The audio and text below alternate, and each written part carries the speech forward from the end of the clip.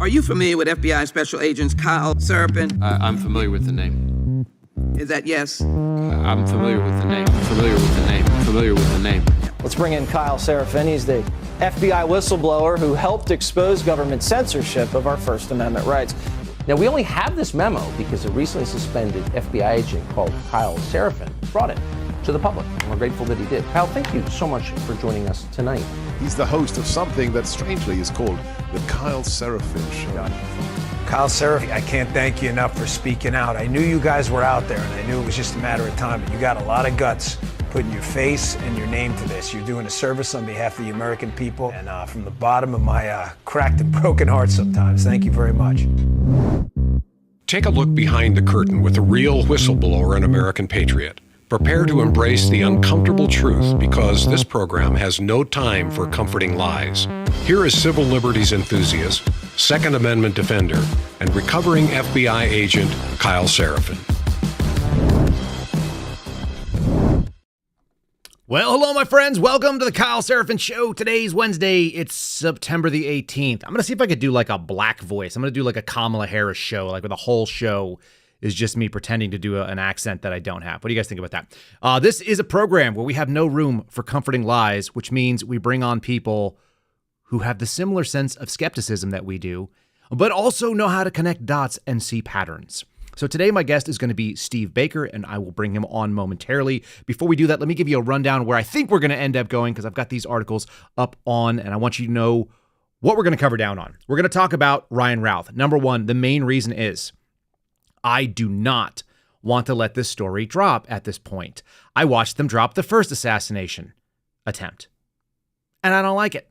I don't like that they did that. I don't like that 65 days afterwards, another person decided to go try it again because the story wasn't talking about how nuts it is and how crazy this country is. So we're going to talk about that. We're going to talk a little bit about some new information about the would-be assassin. We're going to talk about, what else see here on my list?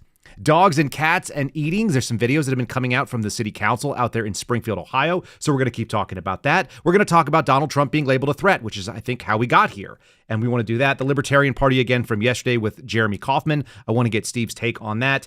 And paging the 1980s. Hopefully all of you have marked this day safe from exploding pagers. If you don't know what happened, we'll get into it. Let me unmute my friend Steve Baker and bring him on. I got to look up. And there he is. Mr. Baker, how are you doing today? Hey, I'm good, Kyle. Thanks for having me this morning. Are you at the Blaze Studios? I am. I'm actually in one of the conference rooms here at Blaze, and I'm actually double fisting it this morning for the coffee. I thought I'd go ahead and load up with 2 cups. We got started here. That is definitely the right move if you are dealing with our program. All right, so let me do a quick intro and then you fill in any dots in here. Steve Baker is a former musician, folks, and a part-time investigator who became a full-time investigative journalist and now has the musicianship on the sidelines, although I imagine the capabilities haven't gone anywhere. He worked behind the Iron Curtain exposing propaganda, which is kind of why I'm excited about this, because we're talking about possibly a propaganda op and an intelligence op, and you have some experience in that part of the world, or at least in that part of the human cultures, the Slavic cultures, doing this kind of thing. And now you work for the Blaze, and you are also a misdemeanor terrorist. You want to tell people what a misdemeanor terrorist is? Well, I am actually one of those people that I performed the act of accidental journalism, or some people would say accidental tourism, in the Capitol on January 6th. And I followed a story where the story went, and unlike 100 other journalists that also went through open doors and busted open windows that day to record and document for their stories that they submitted to the likes of the New York Times or the New Yorker or whatever other publication they're working for, I didn't submit my stories apparently to the right organization. So as a result of that, I've been charged. And something that I don't think you and I have even talked about yet, I actually received a plea deal offer last week. I don't think I've told you that. So how's it look? Surprise, surprise. It looks like a typical plea deal offer. There's no promises, as you know, in those plea deals. There's always the backroom insinuation that if you take the plea deal, that it's going to be you're going to be better off than if you go to trial, or you otherwise plead guilty. But you have to waive your constitutional rights to appeal. That's stated several times. And more importantly, and it's very odd, is that in these plea deal offers, they say it several times, and the exact quote is, that Mr. Baker will, if he accepts, will waive his constitutional rights. That's what a plea deal is from the federal government. That's the federal government telling you that if you accept our deal, you waive your constitutional rights. I think that actually has a lot to do with what we're going to be talking about in New Hampshire, that this concept of not understanding the Constitution, and that these constitutional liberties, the way they were written up, they predate the government. They predate the existence of the government. They are your rights because they're God-given. Right. Yeah. You would think so.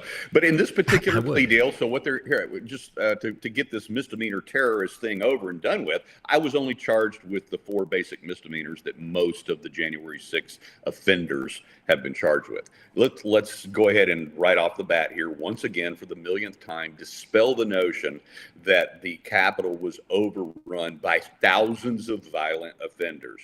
By Matthew Graves, U.S. Attorney over the District of Columbia's own words out of his own mouth, he actually stated about a year and a half ago that only about 225 people actually did violence against law enforcement that day. 225 out of somewhere between 250,000 and 400,000 people. All right, so that with that baseline drawn, then there was probably somewhere between 350 to 400 people who have been charged with various acts of violence, aiding and abetting. They were in the wrong place at the wrong time. They got caught up in a pushing or shoving scrum or something like that, and so they were charged with violence, but they actually didn't overtly attack law enforcement. So there's a very, very small number of actual felonious violent offenders as it relates to January 6th. Then you get into the other charges of seditious conspiracy, which about, there's been a couple of dozen people that have been charged with that, and a dozen or so that have been convicted of that, including the founder of the Oath Keepers, Stuart Rhodes, who did not go inside the Capitol that day. Who in fact the FBI over and over and over again in his trial said, we have no evidence that he ever ordered the Oath Keepers to invade the Capitol, to go inside the Capitol, to attack Congress, to stop the certification of the election, or otherwise commit a conspiracy. This was actually the testimony under cross-examination of every single FBI officer in that trial. I was there. I saw it with my own eyes, heard it with my own ears, recorded it myself, and reported on it at the time back in September, October, November of 2022 during that trial. Did you get clearance from the editor? Well, if we're talking about the food blogging editor, no, I didn't get permission at that time. Good. I wasn't on those terms yet with the Monsanto industrial complex. That's how it works. All right, little inside joke. But the bottom line is that 3.5 years later of them trying to wreck my life and trying to put me through the ringer, as they say, the punishment is the process, and going through their process for the last 3.5 years. The first time that I was contacted by the FBI was in July of 2021, and so all of these months and years later, after charging me, after arresting me, after putting me in leg chains and marching me before a magistrate here in Dallas at the federal courthouse here, they finally have sent me over a plea deal offer these many months later. Because that was March 1st I say they arrested me, I self-presented, and then they chained me there. They didn't. Yeah, and you actually, if people remember, you got the only accidental pairing of 2 black FBI agents out of the Dallas field office. I'm sure that was completely coincidental that they just happened to get 2 big black guys out of a field office, out of a career field that I would say is 10, maybe 15% black tops. Is that what it is? It's just not that high. Yeah. I mean, there were like 2 black guys in my academy class of 50. So for whatever that's worth. It's just really, really hard to randomly choose 2 agents to escort Steve Baker to the federal courthouse in like they did a belly chain and leg irons and the whole deal. They just happened to pick 2 guys at random that just happened to be looking that way. I don't know. Yeah, and then the U.S. Marshal that actually processed me, who was actually doing the electronic fingerprints and the mug shot and all that kind of stuff, as he's looking at my paperwork. Now he was Hispanic. Actually, he's from South American country. I'm going to try and not out him as much as I can, because he was actually a really good guy. And I know you've talked favorably of U.S. Marshals in the past. These guys are, I mean, of all the federal quote unquote law enforcement guys, they seem to be more in tune with doing the actual work of protecting us from force and fraud and rounding up bad guys. You know why that is, Steve, though? It's so simple. Because their mission is very simple. Their mission is two things. They handle, well, three things, I guess, because one of them is a piece of it. They are involved in the protection of the federal judiciary. So in a physical way, they do physical protection. They do securing of those that are in custody, federal custody, and they go hunt down people that are evading federal custody. But they don't do investigative work necessarily. Like the Marshal Service, even though you get some guys that want to like be on your investigation, they're not investigators, they're manhunters. So they run down, sometimes their tactics are sketchy, sometimes they're a little bit dangerous and scary, but they do really good work. They'll kick down a hotel room door and go get a pedophile. Like they're into that. That's what they're all about. They'll go through the door, they'll go get the person. If they are evading, you know, if they're a fugitive that is doing unlawful flight to avoid prosecution, which is what a UFAP warrant is. They're big on manhunting. So I think because they have such a clear mission set, the U.S. Marshal Service is not our problem. But we do got some other ones. Oh, am I getting an echo again? You're right. We're right.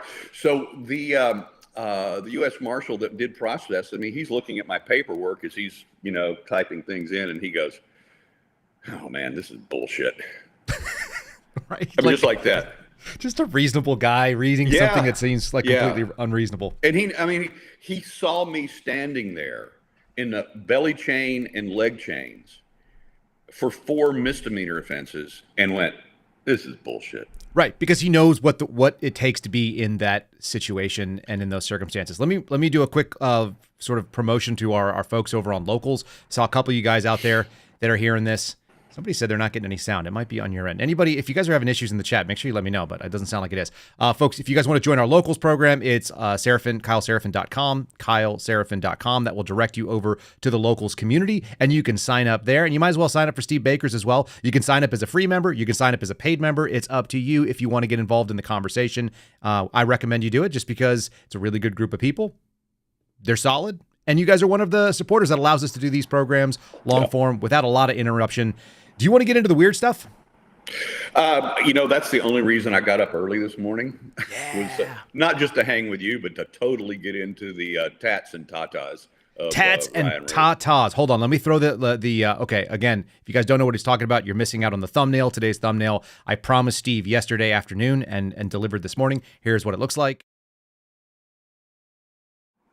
Tats and tatas. She has a Ukrainian tattoo on the forearm. That's kind of interesting. And the most cleavage-filled photograph that I've ever seen in the Wall Street Journal. I don't know if that's your experience as well. Yeah, I did go back through my memory banks, although I did not do any actual searching. I didn't Google up Wall Street Journal and cleavage, but that is a highly unusual representation for the Wall Street Journal. It's kind of suggestive and kind of strange. So let's get into who we're talking about. We're talking about this guy, Ryan Routh. Again, I don't want this story to drop because I watched it drop the last time. And we're not talking about Thomas Crooks nearly as much. And they're not talking about an assassination attempt where a bullet hit the man that's running for president's ear. That's unfathomable to me, like that we've gotten to this place. So here's the criminal complaint. I put it on the screen for those of you who are watching the Rubble program. If you're listening, I will share you again, United States of America versus Ryan Wesley Routh. And there are only 2 charges against this guy at this point. And they are both 922 charges, which is the federal gun statute, 18 U.S.C. 922, Section G and Section K kilo. And that is an obliterated firearm. So that's actually, there's been a West Virginia court that said that that's unconstitutional because it's an entire class of firearms. I don't know if you knew this, Steve. And then the other one is felon in possession. That G, that was overturned, at least at the district level. There have been some attacks on that as well. So these are like iffy. I mean, they've been solid charges for a very long time, but I've got issues with it. Tell me what you know about this guy. Well, unfortunately, I know way too much, and I know a hell of a lot more than I ever wanted to know. In fact, to be honest with you, I was on my way to Dallas. I was driving from North Carolina, where my home is, knowing that I was going to be working on some really what I think are infinitely more important stories. But people keep trying to kill former President Trump, and that keeps knocking me off of my game because each time that happens, I get a email or a text from my Blaze, editor in chief, and says, "Okay, you and Joe Hanneman are on the assassination beat." And it's like, oh, here we go again. And so when I'm driving, I'm about an hour and a half out of Dallas on Sunday when this thing starts hitting the news, and I'm getting, my phone is blowing up, and I'm like, oh crap, so I know that when I got to Dallas, I got here to the Blaze mothership and the studios, that I was not going to be able to work on the things that I really am looking forward to knocking out here soon. But it is an important story, and you're right. It doesn't need to go away. It doesn't need to disappear into the media ether. They're already downplaying it. They were downplaying it within a couple of hours this time. Yeah, minutes almost. I feel like like within. I think I had somebody from the FBI reach out to me and said the evidence response team in Miami is spinning up for a possible assassination attempt on Trump outside the golf course, and I go, okay. And then not 10 minutes later, there are people out there reaching out to discredit it. And they're saying, well, it was just a gunfight between two dudes who were outside of the area. You remember that? Because that was the first story that came down. New York Post. I think you were the first one to actually ping me on my drive and let me know that this was happening. No, you were the bearer of bad news. But it was immediately downplayed by so many elements within the MSM and within leftist influencers on social media, not only downplaying the severity of the alleged another attempt on Trump's life, but they were also immediately starting to once again defend their own actions, their own words, as it relates to the inflammatory speech of accusing Trump of being the most sinister danger of all time to all democracies ever in the history of the world on planet Earth. I mean, they've gone beyond him being literal Hitler to being the most dangerous man who's ever lived. And they're actually out there now defending, like, look, just because he was shot at doesn't mean he's not a real threat. And you're just going, guys, Scott Jennings seems to be the only person. Do you watch any of his stuff on CNN? Have you seen? No, well, I have not. To be perfectly honest, since I checked into my hotel room here in Dallas at 3:00 on Sunday afternoon, I've purposely locked the television on MSNBC on purpose. Well, you want to see what the craziest side is saying. Scott Jennings has been. I think CNN is actually in a play for ratings right now, where they're like, I don't think we can only have whatever it is that 25% of people that are on the hard left, and it's probably smaller than that, but there's people that kind of lean that way. So rather than competing for the audience that MSNBC has locked up tight, they're actually competing for people that want to hear a little bit more balance. And Scott Jennings has been doing balance. Let me bring up this story here. This is coming from CBS. So I'm going to read. This is kind of bullet points, so I think it's useful for us to get kind of the facts as they are described by sort of a leftish, but not a crazy leftist source. So this is from reporting 2 days ago, and this is what they basically said. They said that we know that there was an apparent assassination attempt. They're using the word apparent. The FBI has used the word alleged. People are kind of like trying to shade around the edges. Dude with a gun sitting outside in a sniper nest for 12 hours equals an assassination attempt. To me, I get why they're being cautious, but still. Essentially, they saw the barrel of an AK-47 is what was reported, but we know now it was an SKS because it was actually charged as such. SKS is just a cheaper garbage version, similar kind of gas piston system, still shoots a 7.62 by 39 caliber round. And for those who do not know rifles, and this is worth noting, that gun is probably an inside of 300-yard gun. But for real accuracy, it's got to be probably 200 to 150 yards. It's not an inherently stable or accurate round, which means people have said at 300 yards, your groups open up to bigger than 12 inches, which means you're missing most man-sized targets if your aim is not very good. And he had a scope on there and all this other kind of stuff. All right. So he was engaged by Secret Service. Handgun was drawn, fired by a protective agent who was in the bubble. They did their job. That's good to hear. And essentially, we start finding out about this guy who got in his car after he got shot at, and he drove away, and he was picked up by local law enforcement. I believe it was by the county sheriffs in Martin County. Does that register with what you know? Yeah. Yes, it does. That's exactly. And then when they asked him, and this is the thing that I think is the weirdest part, because we've seen pictures of him being arrested. We've seen the body cam footage. And they said, do you know what this is about? And he said, yes. To me, that's very, very telling. All right, I'll let you kind of opine on what you think about sort of the original details from that. Yeah. So you asked, the first question was, what do I know about this guy? I know entirely too much. We've been going all the way back and digging. Joe Hanneman and myself, also investigative reporter for The Blaze now, formerly with the Epic Times. He's now with me. He's my partner in crime on a lot of these investigations. What a lot of people don't know is Joe and I were partner in crimes long before we were working for the same company, because we were sharing everything together to make sure that we got stuff right. He was one of my, guys that I trusted. He knew I wasn't going to steal his stories. I wasn't going to steal his stories. We always hoped that one day we would be able to combine our efforts and, kind of the way I always put it is Woodward and Bernstein the shit out of one of these big, blockbuster stories.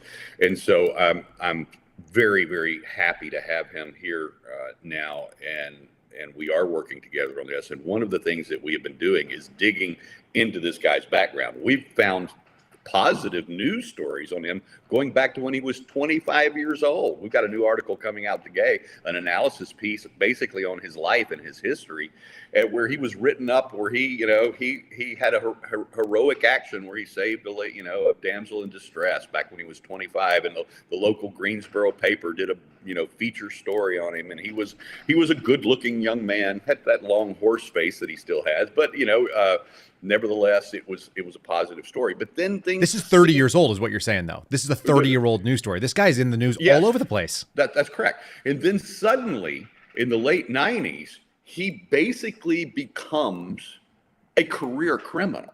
I mean, he breaks into criminality with fervor and gusto.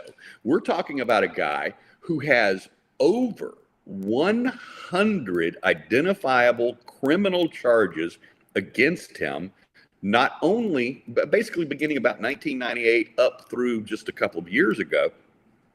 He has over 70 arrests. How many years behind bars? Well, let's hold that thought. Okay. So over 100 criminal charges, over 70 arrests, multiple felony convictions, 0 years behind bars. Mm-hmm. Now, we're talking about a guy who most notoriously in 2002 held off the Greensboro, North Carolina Police Department and the Guilford County Sheriff's Department with an AK or an SKS fully automatic rifle at the time. That should get you 10 years just for holding it. I spoke to the sheriff yesterday, the sheriff of Guilford County, who was the sheriff at the time, 24 years elected sheriff of the county there. And he was, of course, there when this incident took place. Mm-hmm. He said that he never personally interacted with Routh, but he said his guys had interacted with him dozens and dozens of times over the years. They said he was notorious among his guys. He said at the very least in that incident, there should have been a federal referral at that time because of the gun crime itself. But rather, the locals pled it down to a concealed carry violation, and it went away. Okay. When was the assault weapons ban? The assault weapons ban was, what, 94, 95? But it was a 10-year thing. I think it encompassed that time. Oh, yeah, absolutely. Absolutely. I'm looking it up just because I want the years on it specifically. But we already had a ban on fully automatic, rifles. Sure, we did. But what I'm getting at is like this was all during the time when this actually was a thing that people cared about. And so this was 1994 was when Congress passed the act, and it expired in September of 2004. He has a machine gun under federal law in 2002. No federal referral, violation of the assault weapons ban, definitely a violation of the National Firearms Act of 1934, failure to register a machine gun. And then it was listed as a weapon of mass destruction, which must have been a state charge at that time, which is to say that if you had a full auto machine. Okay, so this guy, this is where we start getting shady, and I talked about it yesterday. I'm not ready to call him a federal asset, but what I will say is when you start crossing the line and you have interactions with the United States Prosecutor's Office. I asked the sheriff yesterday. I said, can you give me an explanation for why this guy with multiple felony convictions, firearm conviction, stolen goods. I mean, this guy was in possession of stolen goods, multiple charges, convicted. His suspended sentence expired, and 6 months later, he does it again, and still doesn't go to jail. I went through this in great detail with the former sheriff of Guilford County, and what he told me was, he said, well, Guilford County is notoriously liberal, and he said, I was an exception to the rule, being a conservative, sheriff at the time, reelected over and over and over again. And he said they in that county, they notoriously don't want to go through the process of trial with anybody. They love pleading everything out and pleading everything down and allowing people to walk. And I said, okay. I said, I understand that about liberal courts. All right. Yeah. But this is a middle-aged white guy with a machine gun. Right. Like, this is not the people that we Right. expect to see the white privilege card applied to. Right. And to which the sheriff said, well, that's a good question. And I Right. said, so I said, all right. So I said, engage me for a moment. I said, was somebody protecting this guy? And he says, I have no evidence of that. Mm-hmm. He said, but I can tell you this is a quote, he is the type of person that the CIA loves to bring in. All right, let's get conspiratorial, because I've got a Mike Benz tweet up here, and he refers to a story by John Solomon, but we're going to go to the actual story where it started. So this was a breaking thing from John Solomon, the suspected Trump assassin flagged by the United States during his return from Ukraine, or I guess it's pronounced Ukraine. I don't know. I don't know why I emphasize one part. But Homeland Security refused to probe, and here's Mike Benz's take on it. We all know Mike Benz loves getting into the thing called the blob, which is the intel community. He says, can't think of a reason why they'd do that. A CIA targeter flagged him. CBP flagged him. He has 74 arrests but never spent a day in prison. Recruited Islamic fundamentalists to fight for the CIA's war in Ukraine, but all government agencies kept their hands off. This is a big mystery. What kind of mystery are we looking at here, Mr. Baker? All right.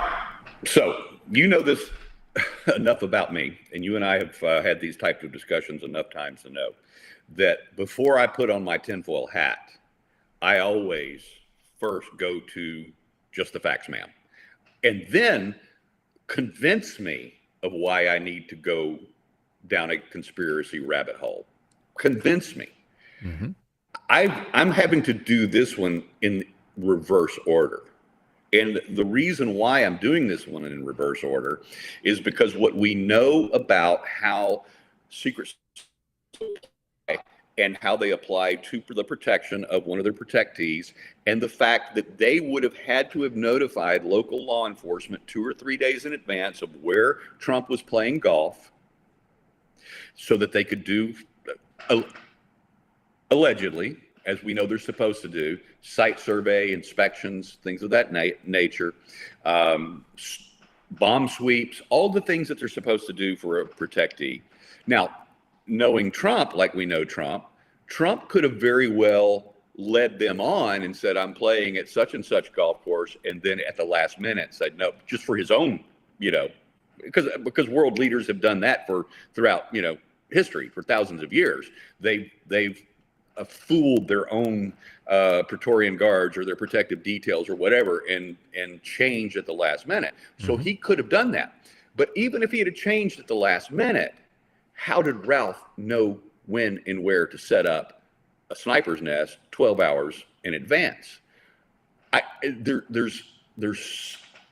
find it highly unlikely that he made a guess of where he needed to be. Now, let's say why that is, though. Let's get really granular about this, because I think it's necessary. All right. People will incidentally do spot checks on a regular basis to see if somebody is where they want to be. I used to do surveillance. You used to do surveillance as an investigator. You know how this works. If there's a place where someone is most likely to be, you might camp out there all day or all night, right? That's correct. But if it's a point where someone might show up, like they sometimes go to this grocery store or they have coffee on some Thursdays at this coffee shop, you might go hang out during coffee hours for like a couple hours, but then you're going to leave. Or you'll just drive by and see if their car's in the parking lot. That's called a spot check. Right.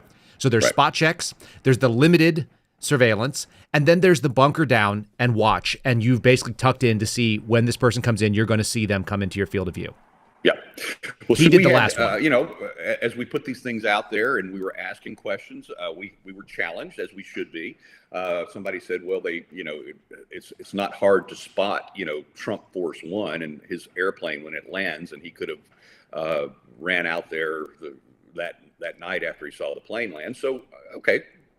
Reasonable question. So I immediately got on with our sources here from the Blaze and found out when Trump left Salt Lake City the night before. Just so happens that Glenn Beck was on the same billing with him in Salt Lake City that night. So we had Beck's security team telling me exactly when Trump left the building. We knew then that he was wheels up in his plane at 7:15 p.m. Mountain Time. So that's 9:15 West Palm, Florida time, right? And it's a 4.5 hour flight. So he's not landing till basically about 2 o'clock in the morning, about the time that Routh posted up. Right. So we eliminate that and so you have to go through these layers of trying to figure these things out and see if there was another reason or another motivation, or like you said, maybe he just knew that Trump, if he's home on a Sunday morning, that this is the golf course that he likes to play. We'll see. What we don't know yet, and the reason why I can't answer these questions yet, is because we have not been given the information about how long Routh was in Florida. We don't know how long he was there. We don't know when he arrived from either Hawaii or North Carolina. And by the way, interestingly, as an aside, we know from voting records in both Hawaii and North Carolina that he was voting in both jurisdictions at the same time. At the very least, we ought to investigate him for election voter fraud. Yeah. So we know that he voted on a Democratic primary ballot in this year in North Carolina at his old residence address. But he's been living in Hawaii for the last 6.5 years, and his most recent vote there that we could find was 2021. Interesting. One of the weird things about election records, too, is that left-leaning and very blue states tend not to wash their records, and conservative states tend to wash them when you re-register somewhere new. So I've lived in multiple states. The only one that I still am registered in, by the way, that I haven't lived in for more than a decade. In fact, it's the only one that I've been registered as a voter since I registered, and they won't cancel it no matter what I do. I send them emails, I'll send them stuff. I'm like, hey, I'm not going to go out there and get a notary public. It's California, and I've been registered there since 2008. And I get information as a voter like in Glendale, and they're like, hey, we're running for Glendale City Council. And I'm like, dude, I haven't lived there since 2009 when I enlisted. Give me a break. Let's kind of they hold your registration in reserve in case they That's ever right. need Well, it hope again. springs eternal that I might come back and pay whatever their crazy taxes are. So the Wall Street Journal ran this piece. I've actually got the video clip of her talking to Jesse Waters, which we can play in a little bit here. But let's introduce the tats and tatas, if you will. Is that a reasonable thing to do? Because this is where you hit me yesterday. You hit me up yesterday and you said, what's up with this article? And you had me and Steve Friend and Garrett O'Boyle all review it. We all kind of came up with the same thoughts. And your thoughts, by the way, are not incongruous with the thoughts of many others that I sent. I sent this article out to a long list of my former intelligence community sources, special ops sources, guys that have worked overseas, guys who have been in Ukraine in some pretty hairy stuff for a very long time, long before the recent conflict with Russia, and that have been involved very, very much in both the political scene. I'm trying to be careful here, the electoral process in Ukraine since 2014, and as well as covert operations there. And so as a result of this, I sent this over to them. This includes, by the way, Kyle, not just former U.S. IC guys, but also European IC guys. And for folks' awareness, like the work techniques are the same. Recruiting people, Yeah. spotting people, assessing Yeah. people, and having them do things that you want them to do. They kind of are all the same. And it's usually finding leverage and squeezing. It's usually identifying them, what their assets and their liabilities are. Will they be a net positive to what I'm trying to accomplish? Can I actually suggest things to them that they'll do? Are they motivated? And, are they going to burn my op to the ground, or how much do I have to kind of insulate and shield them? But these are standard things. I mean, these have been going on for thousands of years, it turns out, in human history. So what happened is universally, without exception, every single one of our sources that read this article after I sent it out to them last night wrote me back straight ahead. Bullshit. This is disinformation. This is a disinformation campaign. And the Wall Street Journal is not immune to that. They are well known to be a voice of the IC community and have covered for the IC and DOD for decades, just as the New York Times has, just as Newsweek does, and so forth and so on. And this is a quid pro quo situation, so folks understand how this works. It's like, we're going to give you scoops, and we're going to give you stories, and occasionally we're going to come and tell you that we need you to run a story that we need you to run. So sometimes you're going to get exclusive information that nobody else has, and you're going to lead, and you're going to break it, and that's going to build your reputation. And sometimes you're going to be a shill for what we need, because propaganda is also part of the deal. Are you in? That's right. And there are people that we've all identified, and the names are well known within the mainstream media, and if you guys follow this program, you've seen some of them. That's how it plays. This is a quid pro quo game. You are essentially whoring yourself out to the intel community for great scoops and sometimes propaganda. And that's exactly what somebody asked me last night. They said, why would so-and-so pick one of the writers either with WSJ or Newsweek or New York Times?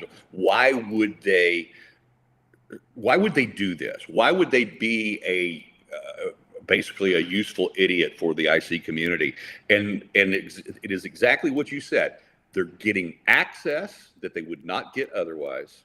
They're getting scoops that they would not get otherwise. And in exchange for that, they have sold their soul. That's exactly what it is. There are people that have written stories about the cartels, and they got that information from deep inside of either DOJ entities like ATF or FBI or DEA, and then the trade-off is sometimes you run a story that's favorable that we need you to, or you're putting out some sort of misinformation, disinformation operation that's going to be backstopped, and we're going to be giving you the unnamed sources to go and tell you, but we need you to do it. Let me read some from this Wall Street Journal article, which I pulled off and I put into the archives. So, folks, I can actually link this. I'll put it on social media a little bit later for your readings.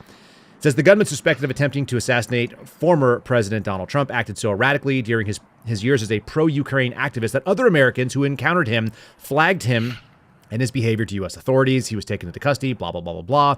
But during his time in Ukraine, he traveled shortly after the Russian invasion in 2002, hoping to join the fight where his tumultuous life, full of failures and brushes with the law, seemed to spiral further downward and to alarm those who came in contact with him. We're going to assess those who were alarmed, because I think what you're seeing on the screen right now, if you guys are looking, is supposedly a picture from the journal of the woman with the tats and tatas that is there sitting there in that sort of seductive photo. And by the way, she doesn't look like that on Fox News. I don't know why she chose to pose that way. It definitely made me read and stop right there. I went to Steve and I said, Steve, I'm going down a rabbit hole right now. I have no idea what you wanted me to read, but I just found a woman who's got an open shirt. What's going on here? This is the story. Her name is Chelsea Walsh. And nothing against Chelsea Walsh. I mean, I think it's an attractive picture. I think it's actually probably more alluring than she presented herself on Fox, but it's just so weird for the Wall Street Journal to like throw a honeypot picture like this.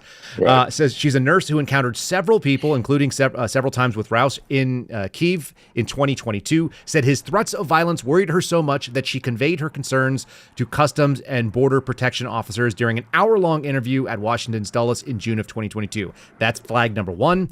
She told the officer during the interview, which took place after she returned to the U.S., that he was among the most dangerous Americans she met during her month-and-a-half-long stint in Ukraine. That's a big, weird red flag. Why was she doing this interview and all of this? She showed the officer a notebook listing more than a dozen names of Americans and others who took actions who alarmed her. She had a heading referred to as, quote, overall predatory behavior or antisocial traits, end quote. And there were 4 names. Routh's was on the top. And then she had another one, which was entitled People Who Have Been Arrested in Ukraine, of which apparently Ryan was the only one. Talk to me about that, Steve. Well, the one thing that I have not figured out yet is the circumstances behind the arrest in Ukraine, because I don't have the access to police records. So we have there, that now. Sort of thing. Yeah, we have Maybe. what's alleged, but go ahead. Yeah, so the story, and I want to say this comes from John Solomon here. Apparently, Ryan was one of the people and told people at the time that he was organizing a protest outside of Zelensky's home. Did you get this background? That he basically got a bunch of rabble-rousers together, including foreign nationals, but also people who were domestically there, and got them really riled up to go and do a protest that was considered unlawful at the time in front of the house of the president of Ukraine. And therefore, he was rounded up like everybody else because it was considered an unlawful protest. They did not disperse, and they ended up being arrested over it. That's the claim that was being made. That's what I'm seeing published. I'll find you where that is. I'll give you a citation. Yeah, we actually quote the Solomon story in our piece that's going to come out later today, and that's why I say I think I'm hesitating here because I'm trying to be as accurate as I can.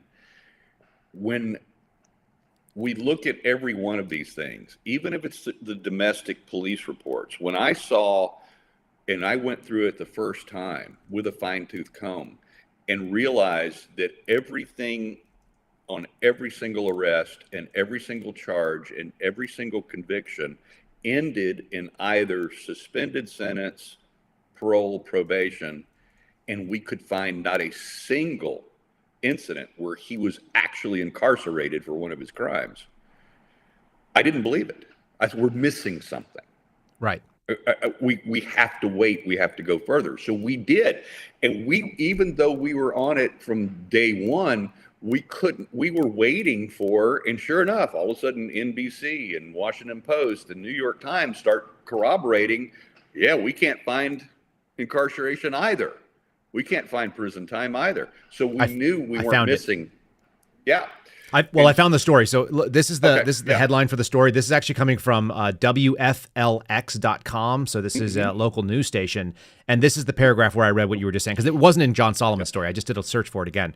It says, quote, this is apparently according to Walsh, quote, Ryan told me this story because he was very proud and explained when he was arrested, which has not been confirmed. Again, as you just said, quote, shortly before I met him, he said that he enlisted a bunch of local Ukrainian citizens to start a protest in front of Zelensky's house. And the protest was about freeing the Azov defenders of Mariupol, I think is what it's pronounced.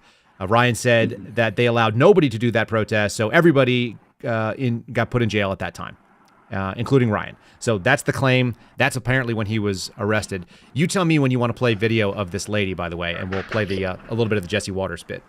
Oh, see, I haven't seen I heard that she was on Jesse Waters last night, so I haven't seen it. So let's play it. Yeah, okay, let's do this. Okay, so here's Chelsea Walsh, the gal from the photos, discussing with Jesse Waters. I don't know how much we'll play. There's about 3.5 minutes of this clip. I'll put it out on social media again, but we'll play at least some of it here. Chelsea Walsh is the nurse who flagged Routh to the feds after meeting him in Ukraine. And she joins us now. Chelsea, what about Routh struck you? He had very bizarre and volatile tendencies. As a nurse, I'm a mandated reporter, and we are also trained to determine when someone is a threat to themselves or others. I determined after knowing Ryan for a while that he was a threat to others. So I felt that it was necessary that he be reported to the proper authorities. And you reported this to the federal government. And what happened next? I haven't heard anything. I have had no correspondence. Nobody had tried to connect with me until today. Okay. Has someone from which agency specifically connected with you now? A agency has connected with me. I don't want to say which one, but someone has connected with me. Okay. In your conversations and observations of Routh, what were the things that he was saying he was operating in? Ryan got involved with the humanitarian side as well as the military side. He got involved with things that he shouldn't have been involved with. He was able to con members in the Ukrainian military. He was able to con charities. He was a good con artist. He was calculated, but he was also very volatile and sporadic. He got into just about everything: drones, weapons, humanitarian aid. he got involved in things he shouldn't have been involved with because he didn't have a background in any of this. How was he able to con the Ukrainian military? That you'll have to ask him. All right, there's more to it, but let's just leave it at that for now. What is your thought? This is what my and I again I'm being very careful. One of our European intelligence community sources has been very active with me since this began. He personally has spent a lot of time in Eastern Europe, including Ukraine. His background, by and large, is he spent most of his time over there infiltrating Islamicist extremist groups. That's what his background is. And he said, and I'm just going to quote what a message I received from him this morning. He said, "There's only two reasons why." He said, apart from ideology, there's only two reasons why Routh was in Ukraine. He said, it's either money or pussy. Okay, that's fair. And he said, he said that's pretty it. straightforward stuff. No, and that's what is used to induce and attract and bring these types of people into these dangerous situations. They're being offered something they're not getting at home. Yeah, and that's all it is. It's no more complicated than that. It's base hedonistic desires for either she talked about, and they talked about his failed business ventures, as a roofer and all the other things that he was involved in. And then he learned that he could make some money by other means, some other way. He also, as we talked about before, and as the sheriff of Guilford County told me yesterday on the phone, he's the type of guy who's easily recruitable into these types of situations. Less people misunderstand what we're saying. There are basically three major reasons, because you mentioned the first one, but I don't want to leave that behind because that's always a possibility. Ideology. Yeah. People come over because they believe in a cause. People come and work on behalf of the federal government because they believe that they're doing the right thing. Patriotism, however naive, things like that. They believe in a religious cause, etc. So people do that. They do it for women or for men. They do it for some sort of some romantic entanglement or physiological connection. Yeah. And then they do it for money. Those are the major motivators. This is universal, by the way. This is not like unique to this guy. Yeah. And the simpler minded you are, the more easy it is to get you to hone in on one thing, because all you're ever trying to do in one of these pitches, a pitch for a source, it's a sales job. Yeah. It's like, what do you want? Do I have it? Can I give it to you for you to do what I want? The end. And this could just be purely coincidental, but our Tats and Tatas girl just also happens to be from West Palm Beach. Right. Also very strange. And you notice that the CIA case officer that is cited in this thing. So I'm gonna read another little piece here, because sometimes it's the CIA and we're just trying to make connections. And sometimes someone from the CIA is telling you that they are involved in this story out of nowhere. It says here in this little piece article from the Wall Street Journal, like I feel like this is just a little like a screw you homage from the IC. It says Routh was well known among the volunteer aid groups in Ukraine as a quote-unquote fraudster and quote-unquote kind of a whack job, said Sarah Adams, a former CIA officer who helped run a network that linked 50 aid groups to share information and coordinate humanitarian and volunteer efforts. He claimed to be working with the Ukrainian government to recruit foreign fighters, but he wasn't, she said. Why does she know that? Probably because she was connected to the Ukrainian government in reality. That's how these things work. The thing that I found really interesting is this woman, Chelsea, who was just interviewed by Jesse Waters. She's got a notebook.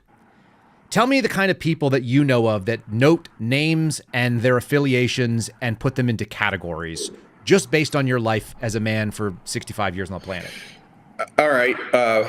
The only person that I would know that would do that would be my father, who was a private investigator, and he journaled for decades. He wrote everything down. What if I asked you to do it? What if I said, Steve, it'd be really great if you kept a list of names of people that were involved, especially American names. Could you do that for me as you travel abroad and you're working? But as she said. Oh, and by the way, when I was in Soviet Union, I journaled every day. I imagine you did. I kept records. It was all in code. I invented my own, alternate phrases and words to identify, various people and organizations while I was over there. Why did you do that? Why did I do that? First of all, for my own history, my own historical account of what I was doing and what I was involved in, but also there was a high degree of probability that upon exit from these countries that they would confiscate my own documentation of my trip. And so everything was changed on purpose so as not to incriminate the people that I was meeting with. Did that come from working around your dad? Did that come from somebody suggesting it to you? Was it something you read in a spy novel? Like, where'd you come up with that? Yeah, no, I had gone through what they very and look, I don't mean to overplay my own history at all or oversell it, but I did go through what we called a Slavic training camp for how to interact and how to deal not only with the citizens behind the Iron Curtain and their unique psychology, as for instance, look, in 1981, my first time to go into the Soviet Union, the Russian people had been in bondage for 1,000 years.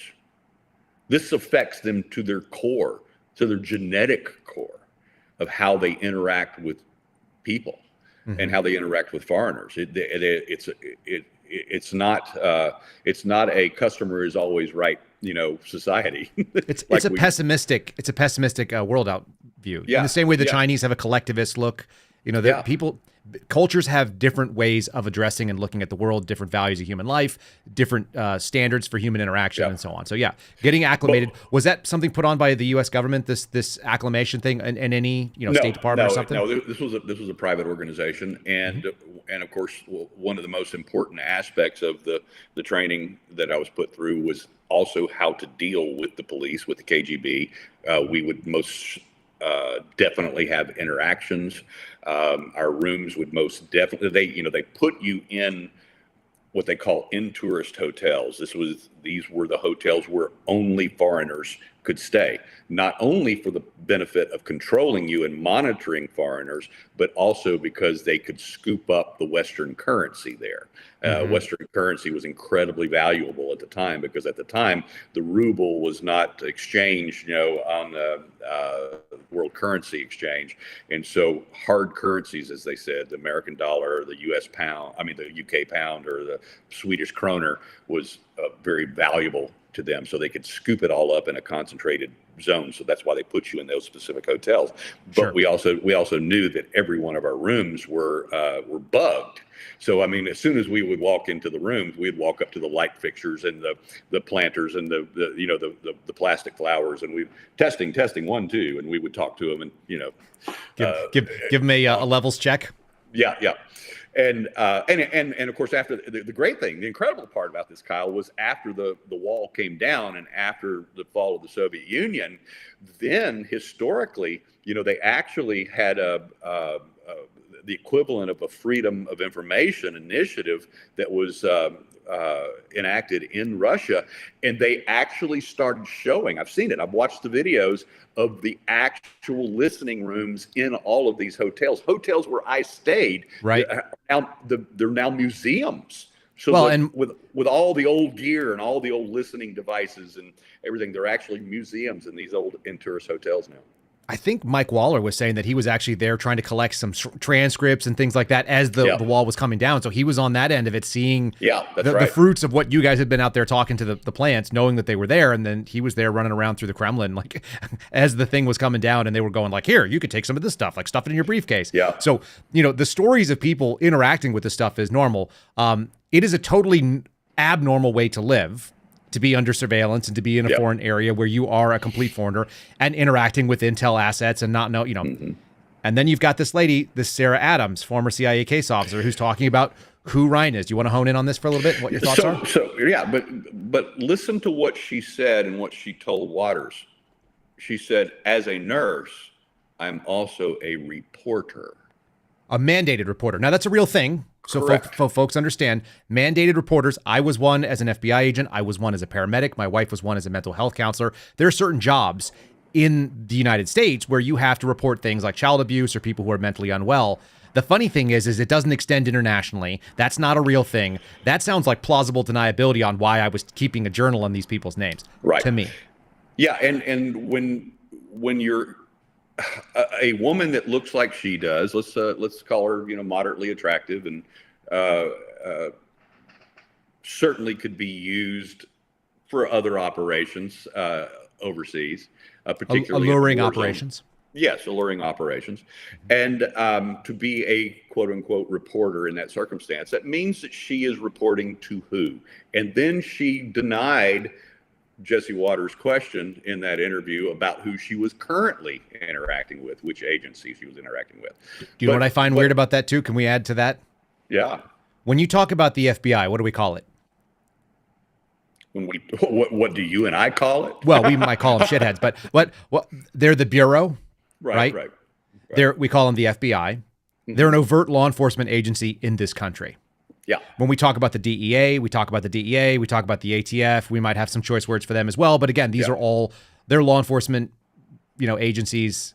They have the names and they're pretty straightforward. The only people that I know of that are referred to as an agency, real specifically, it's usually a capital A. The agency is the CIA. That's government speak. That's the euphemism. In the 80s, they used to call them the company. There were all these little euphemisms. But as it stands right now they have things for NSA, and they talk about those. And there's different little monikers where someone says OGA. Sometimes that's the CIA, sometimes it's NSA, but it's always like a very specific intel. When you start saying, I'm not going to talk about the agency that I'm talking to, like, are you talking about capital T, capital A? Right. Because that's what it sounded like. Exactly it sounds like a slip to me. Just saying. Yeah, and again, going back to this story from Wall Street Journal that I sent out to literally every single source I have in the intel community and otherwise. And by the way, I didn't prep them. I sent it out just like I sent it out to the Suspendables last night. Should I read it? I said something is fishy about this. What do you give me your thoughts? This is exactly the text. I imagine you probably just forwarded this to everybody. It says, read the story and tell me what you think. Something is fishy, and the link. That was it. That was the prompt. That was all I sent out to everybody. And then I just got an avalanche of responses, particularly from the IC guys.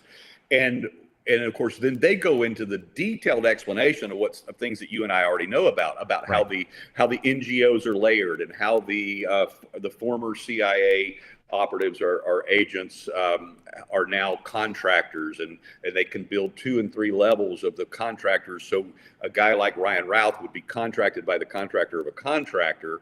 All of that funding. All totally plausible deniability. You've got this from Steve right. Friend here, which I'm just going to out Steve because he said this. He said, the nurse sounds like a CHS. That was less than 2 minutes after you sent the story.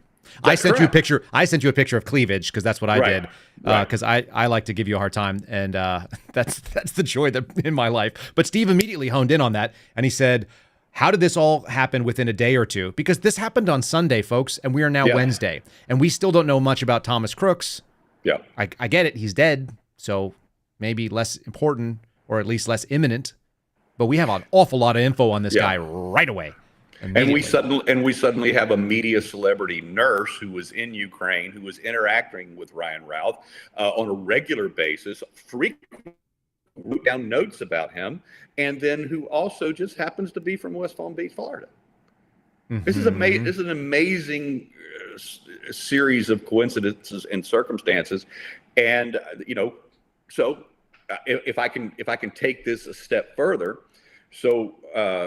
And I don't mind talking about this because I'm not going to out any of these guys, but I have a contact and a source in particular from that community. He's only been retired for just a handful of years, so he's very recently retired from the IC, and he is still very active as a contractor. He does go off grid frequently because he's still involved in operations as a contractor. And he reemerged last night after I sent him the Wall Street Journal article. Now, I've been trying to reach him for days, and he reemerged. And I said, "Are you available to chat?" He said, "Yes." Called him on one of the encrypted apps, and we chatted for a while, specifically about this circumstance and about Ryan Routh. It just so happens he has just now recently received a call from Florida engaging him in the investigation. He's headed that way. And he's headed down there. And he said, and this is exactly what he said. He said, I have zero interest in Routh's domestic activities. He said, now this is a guy who speaks 5 languages, including Russian and Ukrainian. And he said, my interest is who his contacts were over there. We find out who his contacts are there. We'll find out if in fact, and then who activated him here. It makes sense to me. Interestingly enough, the first thing, I got a clip here from Tucker Carlson that I wanted to play. And so we'll take a little coffee break. Tell me what you think about this. This is, I guess, smashing down on Lindsey Graham, which I'm always down for. Here's Tucker Carlson. And I'm watching this. They're literally telling me that this guy whom they've arrested is a Trump supporter. Huh? So you flip channels and then you learn that I flipped over to a channel I used to work on. And there's Lindsey Graham. And I know. He's a Republican senator from one of the most conservative states. How does that happen, by the way? If democracy is real, how is Lindsey Graham a senator? But whatever. So I'm watching Lindsey Graham, and Lindsey Graham's looking right into the camera, and he's like, you know who did this? Iran. Iran? So I look into this. Yeah, well, that's for sure. Well, it turns out someone just yelled warmonger. Well, the guy who shot Trump was also a warmonger. And in fact, the closer you look at it, the more you realize his politics are exactly the same as Lindsey Graham's. He's a neocon. He literally volunteered in Ukraine. And Lindsey Graham's like, no, Iran did it. It's like, no, you have no opinions that are different from this guy's. And you're lying to me. And the audience I used to speak to 5 nights a week, you were lying to them. I'm shouting this in my hotel room. Nobody heard me. My wife was brushing her teeth. She's like, what is that? They're lying! I don't know why he always does that weird laugh. Right. That's a strange thing. But he entertains himself. He entertains himself as much he as he clearly does, and he has this thing. I don't know anyone else who laughs like that. But what I do know is that somebody's running information, and they're pushing it out to wherever Lindsey Graham was on, right? Yeah. It's Iran.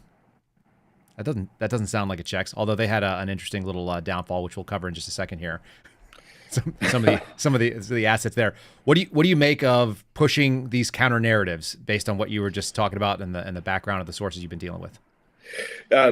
Look, I am becoming singularly focused throughout this entire process. All right, I have been wide open to all possibilities, and technically, intellectually, I still have to be.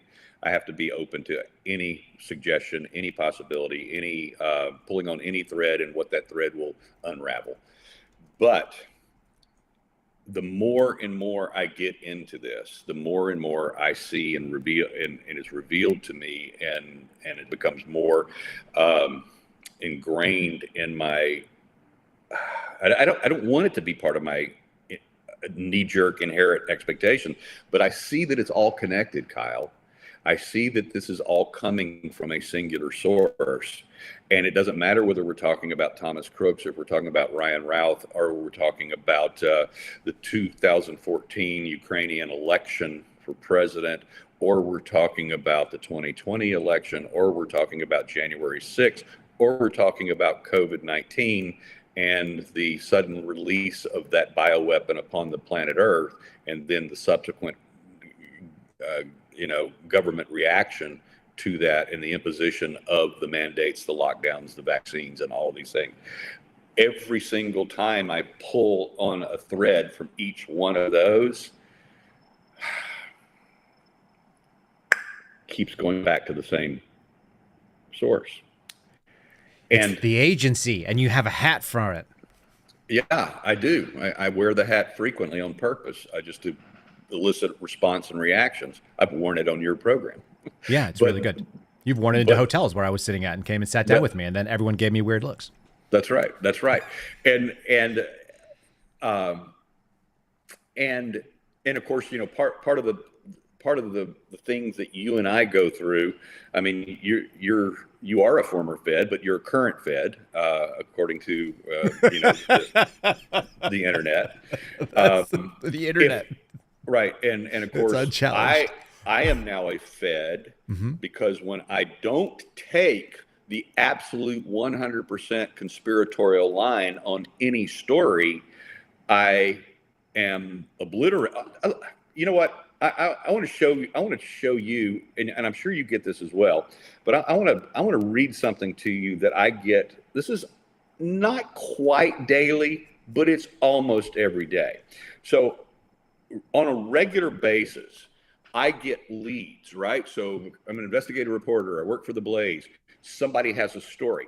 If I don't take their story, and we've documented this, if I don't take their story and I don't, and run with it, or I don't have the exact same version of events that they have in my reporting, they'll get on a frickin' airplane and fly halfway across the country to confront me. Nobody does that to me, Steve. Now. What? How come nobody wants to fly and confront me? I don't know. Maybe it's part of the Blaze magnetism. I don't know what it is, but they have come out. I mean, you can't see it here, but outside this very window right here, our security in this building has confronted a stalker that flew halfway across the country to track me down. I get these stories too. So folks have to understand, like, they'll send you the story. Yep. They'll tell you something that immediately there's something off with it because the first line of it is unhinged. It starts off with, Kyle, I'm the whistleblower from, and then they cite some evidence of like something that no one's ever heard of. Like, I'm the whistleblower from the 1997 scandal that involved Crisco Foods. And you're like, maybe there was one, but I don't know what the whistleblower is. So now that's called me same, you same. That's how they do it in recruiting. We're the same. We're simpatico. And then the next thing they say is I've been chased by government, energy weapons by drones for the last 3 decades, and I have an implant in my foot that tracks my place. And then you're like, all right, I'm done with you. And so you just go, thanks so much for your story, or I don't answer it, and then they get pissed, and then you're a Fed because you didn't cover their story, which is nuts, by the way. It's always nuts. And I had one of the implant persons, one of the, the implant persons, a lady who lives in Chicago. She read in my, ex announcements that I was going to be covering a particular trial at the district courthouse in D.C. I walked out of the courtroom one day, and she confronts me. She flew from Chicago to D.C. specifically because I would not take her story and run with it. So this actually gets us back to Routh a little bit. The man's been flying all over the world. That costs money. It costs money to fly to Chicago to confront Steve Baker. So there's 2 possibilities in my mind, because I would love to know how these things were paid for, because that's really where it comes down to for me. Yeah. Possibility 1 is they live like many Americans. They make terrible financial decisions, and they live in constant debt and threat of basically having complete financial meltdown. So they have zero money, and they're spending the money they don't have and running up credit card debts, and someone offered them something. That's one possibility. Right. Because that would be the most logical for a crazy person. Or someone's financing them, and they're paying in cash because someone's giving them cash to be able to do it, and then they're a Fed. They're being sourced by federal funds or international operations, whether it be IC here or somewhere else, because that's the only way that you go all around the world and you are able to break laws with impunity, still return without losing your passport, without getting flagged. Like, how is it that if somebody gets arrested in Ukraine, which we're giving billions and billions of dollars to, and theoretically we have some relationship, State Department, intelligence community, why are they not sharing information on Americans? Because I have to imagine they would. If you get arrested overseas, if you went somewhere and got arrested in Europe, Steve, the State Department would know about it and the FBI would hear about it very shortly. Absolutely. No doubt about it. So let me read you this new one. This is the latest. So at the end of last week, I get this guy. He's got a story, right? It's massive, and it's how he leads it off. Dear Mr. Baker, I would like to discuss some high-level corruption at DHS. It's always interested. Message me back. Oh, corruption at DHS? Hell yeah, I'm interested. But I said to him, just please give me a hint about what you have, right? Okay. So he goes into this little description about these people running fake immigration rackets and printing up fake green cards, et cetera, et cetera, et cetera. Please kindly investigate this. And then he says, something to the effect of, if you have a strong moral sense, you'll do this. Well, right. Now I know I got a wacko, right? So, I knew you had a wacko from the opening, just for whatever it's worth. Right. So he says, well, usually 99% of the time it is. It is. So, yeah. All right. So Monday morning, we're not even 24 hours after the second assassination attempt of the president. And after, by the way, my editor-in-chief has said, okay, Steve, you and Joe, you're on the assassination beat again. Right. So he sends me another note, and he says at 7:13 a.m., hello, sir, what's your feedback? Will you report this crime? Please let me know. To which I responded and said, I'm working on the new assassination attempt of the president right now. And he said, would you please delegate it to some other staff or associate? I mean, anyone who can work on this. Now, he sends me that at 9:05 a.m. Monday morning. 4 minutes later, hello, sir, because I've not responded yet. 20 minutes later, may I get a response, sir?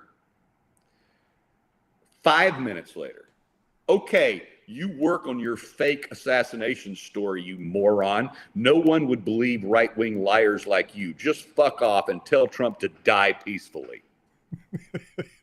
That's what mental illness looks like, folks. This is an everyday experience.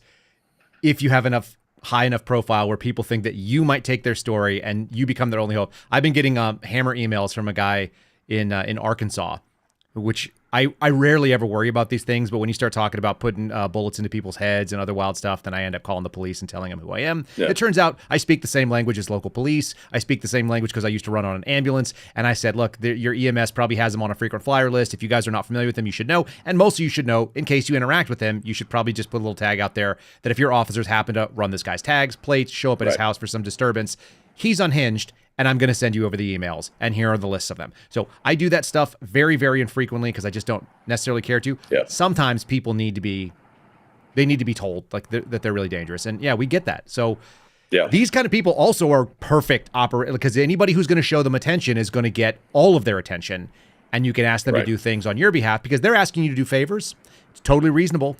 These are easily recruitable, not for my purposes certainly, but for other people who have nefarious purposes, I think. And in fact, if you need somebody to run a recruitment operation in Ukraine, these types of people would be easy to bring over for either money or pussy and to get them involved. And then you start feeding them. Now, one of the amazing aspects of this overall overarching story is that apparently Ryan Routh had the ability to offer these radical Islamic militant terrorist fundamentalists to come over and fight in Ukraine for $1,200 a month. Now, I don't think that's enough to induce an American to come over and get his ass blown off in Ukraine for $1,200. But they were fighting for free in Syria. Right. But $1,200 a month to ISIS, Al Qaeda, Islamicists, that might be a year's salary. I don't know the metrics, but that might be where is that money coming from, and how do you have it to pass on? And once again, this guy's flying around the world and doesn't seem to have any credible business. No obvious source of income is the way that it would be annotated in the file. No obvious source of income when you look at him. So how is he clean, dressed? Where did he get a gun in Florida? He's not from Florida. He's a felon. He bought something off the street, obviously. How do you, if you or I went down, we probably could, if we went down to go buy a gun in Dallas or in Austin and tried to buy it in some crappy neighborhood, they would peg us as cops right away. Yep. They're not selling it to us. Why are you selling it to a 58-year-old white guy who just got back from Ukraine, and he's relatively clean cut, and he looks like dudes I was on surveillance teams with. He looks exactly like a couple of guys that I worked with. They were less crazy-eyed, but that build, that the height, the general physical fitness, the whiteness, the clean-shavenness. Yep. You look like a cop, bro. I don't know. I'm not selling you a gun. No way. I just don't know how he comes up with that. Right. So. Right. And another one of my guys, also a guy that speaks native Ukrainian, another guy from the IC community here, retired. Mm-hmm. He's been retired for quite some time, but he spent a tremendous amount of his career in Ukraine. And this is a guy who immediately jumped on this story, began investigating through his resources overseas. And one of the things that he told me yesterday, and I probably won't put this in writing. I'm saying it here to you because we're having a discussion. I I have not personally vetted this allegation or this sourcing from him yet, although the individual is highly credible, is that he told me he's already attached Routh to at least 2, most likely 3 different NGOs that he's been able to source already, feeding him those resources in Ukraine to perform the operations and the recruiting services that he was doing. And it's not just that. I mean, he's doing basically running websites, printing. I mean, the guy's, he's got recruitment. He's wearing recruitment T-shirts, for God's sake. I mean, it's definitely all of these things. Again, they all take money. And if he's doing it with NGOs, that's the perfect version of a government cutout, because that's how it works. And anybody who pays attention to this stuff, you guys can follow Mike Benz and read about all the things that happen domestically and internationally. You can read any number of reportings, but Mike's he's kind of fixated on that kind of like autistic way. And he wouldn't mind me saying that. I think he embraces the autism sort of end of it. This sort of, this need to understand what's happening. Do you mind if we zoom out a little bit? Can we zoom out? Yeah. Okay, let's zoom out to threats to Trump, because I want to do this. Before we do, I'm going to just say, if you guys are not getting enough news today, go check out my buddies over at Catholic Vote. It's catholicvote.org, faith, family, and freedom. They're putting out a new ad that's pro-Trump, that's going against some of these lies that have been said by the Harris administration or the Harris-Walz campaign, where they're talking about how they did nothing and they had nothing to do with transgender surgeries. Of course, they can prove that that is demonstrably false and fake. So if you guys want to support them, it's catholicvote.org. Get signed up for the loop. Follow them on social media at Catholic Vote. Follow them on YouTube specifically and on Rumble at Catholic Vote, where we'll put some stuff out. And we're going to get a little bit broader here. We're going to talk maybe about the bigger threat. Yesterday, I talked about it, and I want to continue. I promised you guys more than just one topic, even though Steve and I can get very, very aggressive on a single thing. We're going to talk about the threat that Donald Trump represents to the left. And one of the things that I saw that was pretty nutty was Jonathan Gillum, who's a former FBI agent and he's a former SEAL. And he's someone that I've got a little bit of a connection to. And I know some people that know him. I think I've been on a program once or twice with him and Seb Gorka. He was cut off. He had his microphone cut off specifically for saying one single thing. He said, it's very obvious that people on the political left, particularly Democrats, but also, I guess, more specifically, people that are in the news media apparatus, the sort of propaganda sphere, they keep saying the word threat, eliminate, put a bullet in. They're talking about killing Donald Trump and nothing would make them happier. There's this resistance to agreeing on that. So I'm going to play you guys, again, these little clips of Jasmine Crockett, Dan Goldman, some defense that's being run by a former prosecutor saying that Donald Trump is the threat because he won't accept election results. All of these things right in the wake of, seriously, it was Sunday.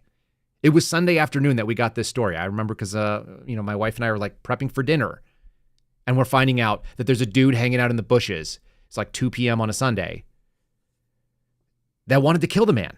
So here again, I'm gonna belabor this. You guys heard this yesterday if you listen to the program, but if you're with us right now, listen to Jasmine Crockett, Dan Goldman using this terminology about domestic threats. And I know that we hate listening to them, but it's important to be able to kind of put this evidence forward as we continue to move forward about the election threat that Donald Trump represents to them. Right now, I feel like MAGA in general, they are threats to us domestically. And we see it time and time again. And I think that's why you see so many national leaders, whether they're Republicans or Democrats, coming together to say there is only one person qualified to be the commander in chief, and that is Kamala Harris. Now, there's no question. There's no question, says Jen Psaki, Ginger Goebbels. So a propagandist on a propaganda network, MSNBC, quite obviously. We're going to have another one, same story, same program, same host. You heard Steve Baker say earlier that he is absolutely pinned. Steve has probably seen all these clips. If he's pinned to MSNBC, then these are the things that he's seeing. This is Dan Goldman saying the exact same thing. Dan is talking about how there must be an elimination of Donald Trump because he's this existential threat. We've got a couple of more examples. So here we go. Again, if you're watching MSNBC, this is what you're getting. Just unquestionable at this point that man cannot see public office again. He is not only unfit, he is destructive to our democracy, and he has to be eliminated. Okay, he has to be eliminated. And lastly, they're worrying about, oh, there's this both sides situation. Like people are hitting the left because of the rhetoric, because of the concern about calling Donald Trump a threat. Well, he is a threat, they say, as they double down. Again, I would argue very, very comfortably that the political left wants, needs, hopes that Donald Trump dies. They won't say it out loud. The only thing that you're not allowed to do is say that out loud. It got microphones cut off on Fox Business the other day. Just saying. Here's the last little clip. I'm going to play of this, and we'll go back, and Steve and I will talk about it. This is a former United States attorney, prosecutor, like an assistant U.S. attorney, making the same argument. He sounds very credible. He also looks very effeminate and might prefer the company of men. I'm struck by on the defense of this, or I guess on the attack on Democrats on this threat to democracy stuff, is that, for instance, Trump has not committed to accepting the results of the election, right? That sounds to me like a threat to democracy, and I don't think it's that unfair to question someone's commitment to democracy if they're saying that they can't commit to the results of election. Another one is a lot of defenders of the former president have latched on this dictator concept that Kamala Harris said that Trump might be a dictator. He said those words himself. Now, he might have been joking, but he said, I will be a dictator on day one. And I guess I'm struggling with this idea that echoing those points is somehow putting chum in the water to drive up violence against the former I would say, though, that, that rhetoric has changed. And Vice President Harris isn't really talking about democracy as much. And it's not, the reason may not be related to political violence. It's related to the ballot box and the fact that this democracy message wasn't actually working very well for Joe Biden. And it's Donald Trump's fault for being Donald Trump. That's why people need to kill him and need to try. That's the take, Steve. Yeah. Did you see the op-ed that J.D. Vance wrote yesterday? I did not. It was published both on his X page, but it also was an op-ed here at the Blaze, and absolutely incredible remark. I mean, he makes one of the most powerful statements. I want to pull it up. If you'll excuse me the scrolling time that I'm doing right here for just a moment to pull this up, because he makes an absolutely astoundingly profound statement related to this idea of these threats, the idea of democracy being suspended, especially the suspension of First Amendment and free speech rights. And I'm not going to continue to dig for it. But well, listen, you dig for it. I've got a clip of Peter Ducey, so he'll give you about a 90-second clip. Peter Ducey asked the right question. Yeah. And of course, we had a completely an unhinged response from Karine Jean-Pierre, who is the new Ginger Goebbels. She's now Sideshow Bob. That's her phrase over on our program, because she looks just like Sideshow Bob. But she's the one who's doing the propaganda mouthpiece. He asked, should you tone down the rhetoric? And her answer is double down. So listen to this, and Steve's going to find the op-ed. 2 days since somebody allegedly tried to kill Donald Trump again. And you're here at the podium in the White House briefing room calling him a threat. How many more assassination attempts on Donald Trump until the president and the vice president and you pick a different word to describe Trump other than threat? Peter, if anything from this administration, I actually completely disagree with the premise of your question, the question that you're asking. It is also incredibly dangerous in the way that you're asking it, because American people are watching.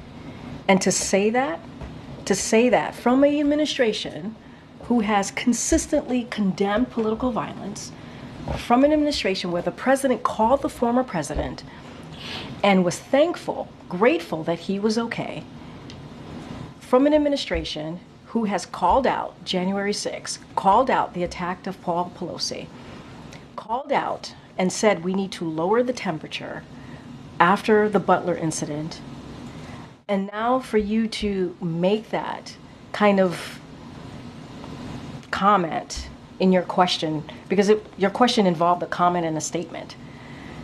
And, it is, that is also incredibly dangerous. She's just exasperated. She is just, she talks like a very frustrated kindergarten teacher. Peter, I mean, how dare you say the thing? And then let me double down on the fact that we have just decided to do false equivalence. We're going to talk about Paul Pelosi. Paul Pelosi had some weird thing happening with a dude and underwear and God knows what, and I don't even care. It's not the same as a dude putting a bullet or someone hanging outside your house with a gun, waiting and lying in wait for 12 hours, who has all these strange agency connections overseas. It's not the same.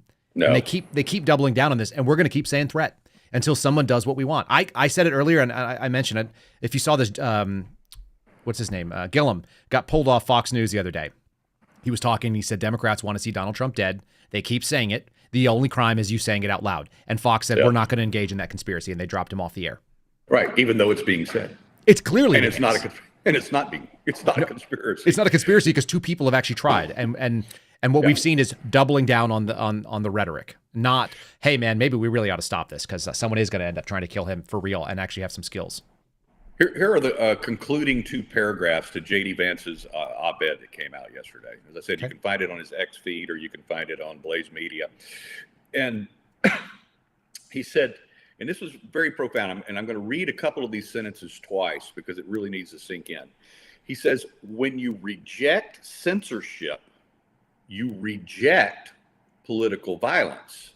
Embrace censorship, and you will inevitably embrace violence on its behalf.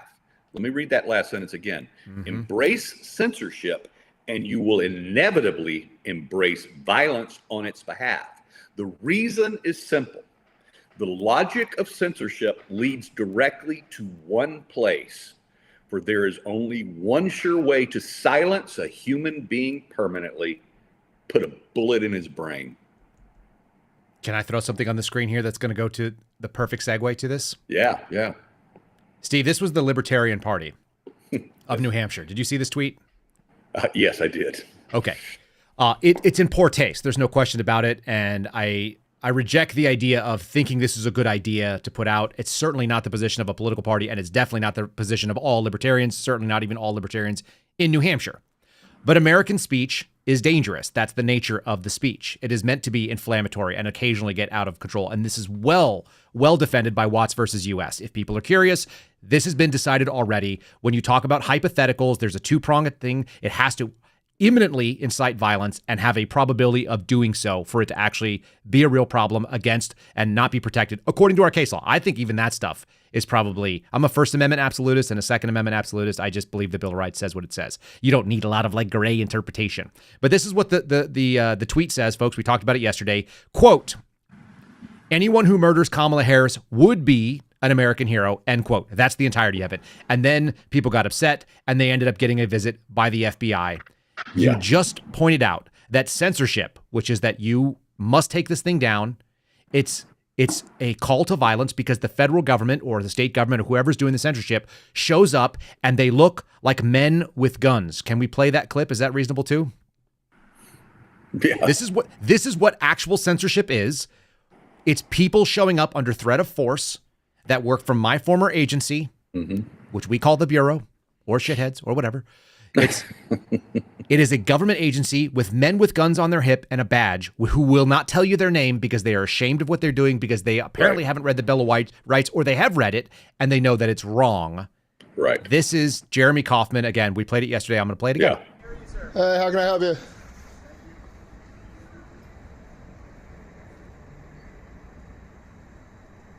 Hey there, is Jeremy? Yeah. How are you? Who are you? I'm Agent O'Donnell with the FBI. Can you give your full name, please? I'm Agent O'Donnell with the FBI. Is that sufficient to identify as the only one O'Donnell affiliated with the FBI? In New Hampshire, yes. Could you please state your full name, sir? Could you please stop recording? No. It's Scott It's First O'Donnell, Amendment for right. those who want to know. What's your name, sir? Could you stop recording? Absolutely not.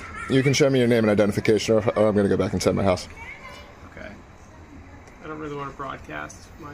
Oh, this is going out right after you guys walk away. So that's why I'm not going to... So you can show me your name and ID, you can walk away. We just want to talk to you about something. I'm not going to talk to people who claim to be federal agents unless they can show me identification. Okay, well, you see our badges. I need to see... Is your full name on that badge? No. I'd like to see something with your full name or I'm not going to talk to you. I prefer you not to broadcast it. This will be going online as soon as you walk away. Well, all I want to do is talk to you about a post that was made, and if you Well, happen to be the one that made the post. I want to talk to you And then he goes on and gives them both barrels of his disrespect, which I'm totally fine with him doing. Not the most advised route, folks. You should just close the door and not engage. That's smarter for you. And yet, you're allowed to do that in America. He literally just said, we're here to talk to you about a post. That's what censorship looks like. And it comes along with that threat of violence, because he tapped his badge, and what I happen to notice behind it is a Glock 19 sitting in a holster issued by that agency without a flashlight, by the way, which is ill-advised. That's not how you should carry your weapon if you're an operator that wants to be a serious law enforcement individual. If you want to go out there and protect the public, it's probably going to happen in hours of darkness. That's Kyle Serafin's side. Put a flashlight on your guns, folks. Steve, you saw this. What were your reactions when you first saw these videos and this sort of running around the internet? Well, I saw this shortly after it was posted. It was making the rounds, as they say, among the suspendables, and so I get tagged in these things as well nowadays. And happy to be an honorary suspendable. Full member. But thank you. But it reminded me of a story I just published a couple of months ago myself about the knock and talk raids that the FBI are now notorious for, and they seem to be making more and more of these on a regular basis. And these guys showing up at your door, and more often than not, they don't have the force of law yet like they have in the UK. When they show up at your door and they just want to talk about your post on social media, in the UK, they're basically there to arrest you already. Yes. Yes, and they don't approach you that way. It seems like they want to talk, but by the time you're 5 minutes into the conversation, they're informing you that by the way, we are arresting you and taking you in right We just wanted now. to see if you had to incriminate yourself any further. Right, By the way, right, the right, FBI right. already has an investigation of some kind, even if it's just a lead that they're following down from the eGuardian system. Yeah. They're there for a reason. I used to have this joke, and I don't know if I've told you this, Steve, but I would get these new agents coming out of Quantico, and I would say, look, if you're going to go out on an interview with me, I need you to role play with me. I came out of the paramedic world where we constantly talk to like plastic heads and mannequins, and you do treatments because you don't want to sound like a fool when you're talking to a real person. So you get used to it. So I can walk up to an inanimate object and treat it like a person. That's just my skill set. It's kind of like an acting thing. And if you're going to go be an FBI agent and go interview people, you better not sound weird if you're going to be with Kyle Serafin, because I don't want to be hanging out with weirdos. That's just, I know how to talk to people. And so I would ask them, hey, knock, knock. Who's there? I'm Kyle. How can I help you? And let's do this. And so you would get these new agents and they would say, well, hi, I'm Mark. I'm from the FBI. And congratulations, Mark. And I would just put them off like with a little bit of just this kind of antisocial thing. And they would go, right. What can I do for you, Mark? Why are you here? And he was like, well, your name came across my desk. And I heard this from like a dozen new agents. Your name came across my desk. To which I would always say, well, do you have like a conveyor belt? Like it's like the sushi restaurant where you just pick off the one you want? Is it like a Wall Street ticker where the name just scrolls across on a thing? Why did my name come across your desk? What does that mean? And they go, hey, time out. Can we pause? I say, sure, yeah. You want to start over?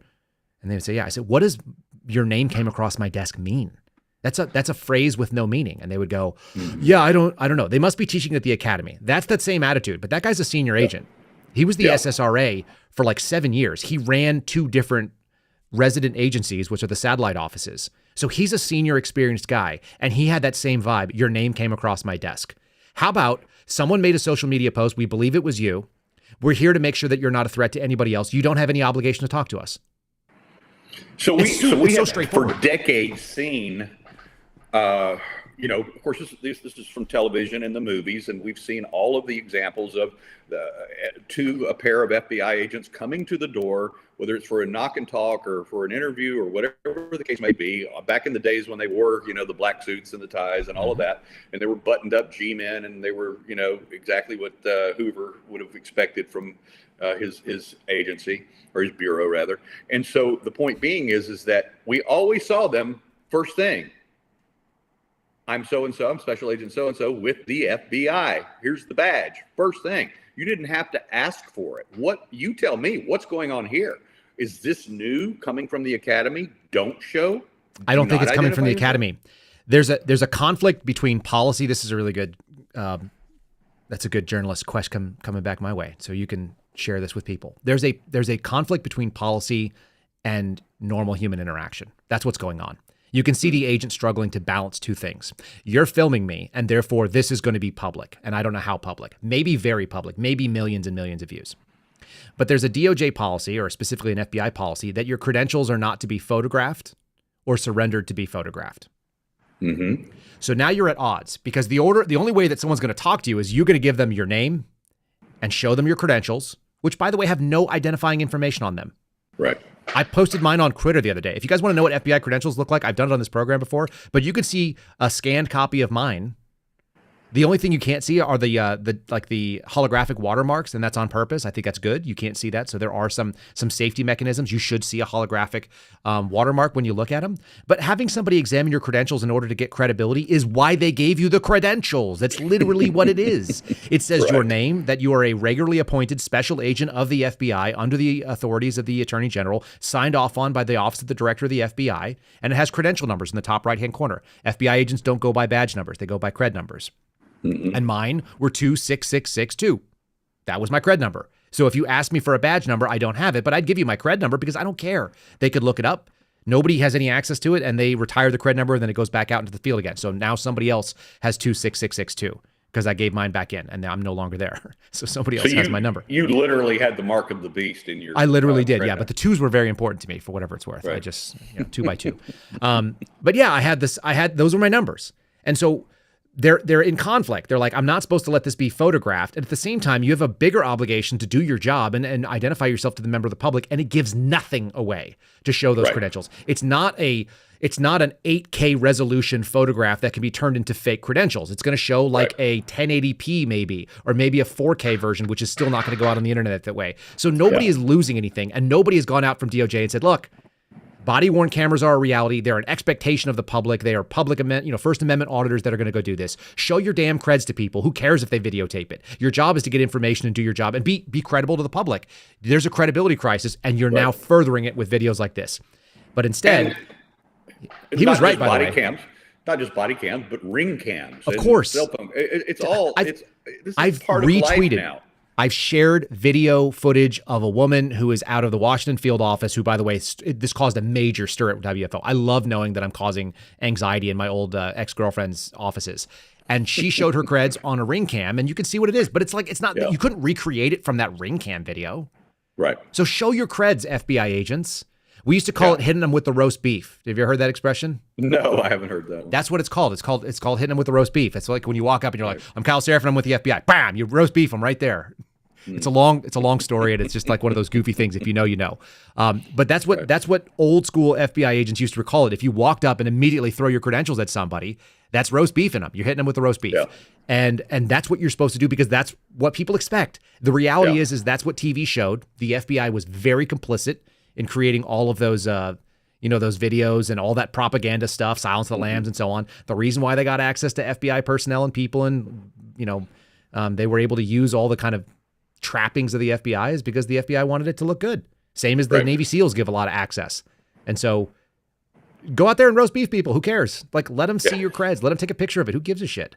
It doesn't matter. It has your name and your middle initial and your cred numbers and nothing else. It doesn't have your birthday. It doesn't have your address. It is non-identifying. It's the equivalent of saying, I'm Officer Kyle Seraphin and my badge number is 26662. That's the same thing. So man up, weirdos. Like, I don't know why they're doing that, but they keep doing this. And the threat of force is, and it also comes from shame, I think. Yeah. And as I said, this is not, we've not quite crossed that Rubicon here in the United States yet. They're not showing up on these knock and talks and then hauling you off for your social media posts yet. But this is the precursor. They are now testing. This is R&D right now. Yeah, this is a pressure test. It's a pressure test of what America will tolerate, the same way that COVID was, the same way a lot of other things were. Exactly. How much more will they test this? And in the process of doing this, they're also finding out that they're not being shot at. Okay? That's right. The Bubba effect is not kicked in yet. This is something that, Glenn Beck, he started talking about the Bubba effect probably 10 or 12 years ago. And he said, we're eventually going to be put into that pressure cooker to the point where the good old boys who can no longer take it, and they maybe are a little bit off in some way, they've had some troubles in their life. Their wife has left them. Their children have abandoned them. They're in, dire straits financially. They're barely holding on to their home or whatever, but they do have a collection of guns, and the knock and talk happens, and then they go off. This happened. This is a real thing. By the way, we saw people like Timothy McVeigh were that kind of a guy. Like the idea that this is outlandish, it was in the 90s. We just got away from it because of the Patriot Act and because of 9/11 united this country. And we sort of had this moment where we were like, oh yeah, LE is always the good guys. There was an entire Patriot movement going on in the and militia movement that was happening in the early 90s and separatists and so on, where people were just like, I'm sick of this government. I'm sick of tyranny. And we reset the clock on our tolerance for it, and it's fed up now. I want to play a little clip here this is from the March Springfield, Ohio City Council thing, because people are tired of being lied to and told that they're completely out of their minds. You got the entire left saying that the idea that Haitians might eat animals, and I don't know if they're eating dogs or cats. I don't really care about that. Like, I don't think that's necessarily the big threat in the world, but snatching animals out of parks. I've heard stories about this for over a decade about people killing squirrels and eating animals that were like in public parks, and by people that don't understand our customs because they come from a third world shithole, as Donald Trump accurately stated. And so here's a little evidence. There's more and more of these videos that have been popping up because people are going through the city council meetings and finding out that this allegation, it's not originated by the Trump campaign.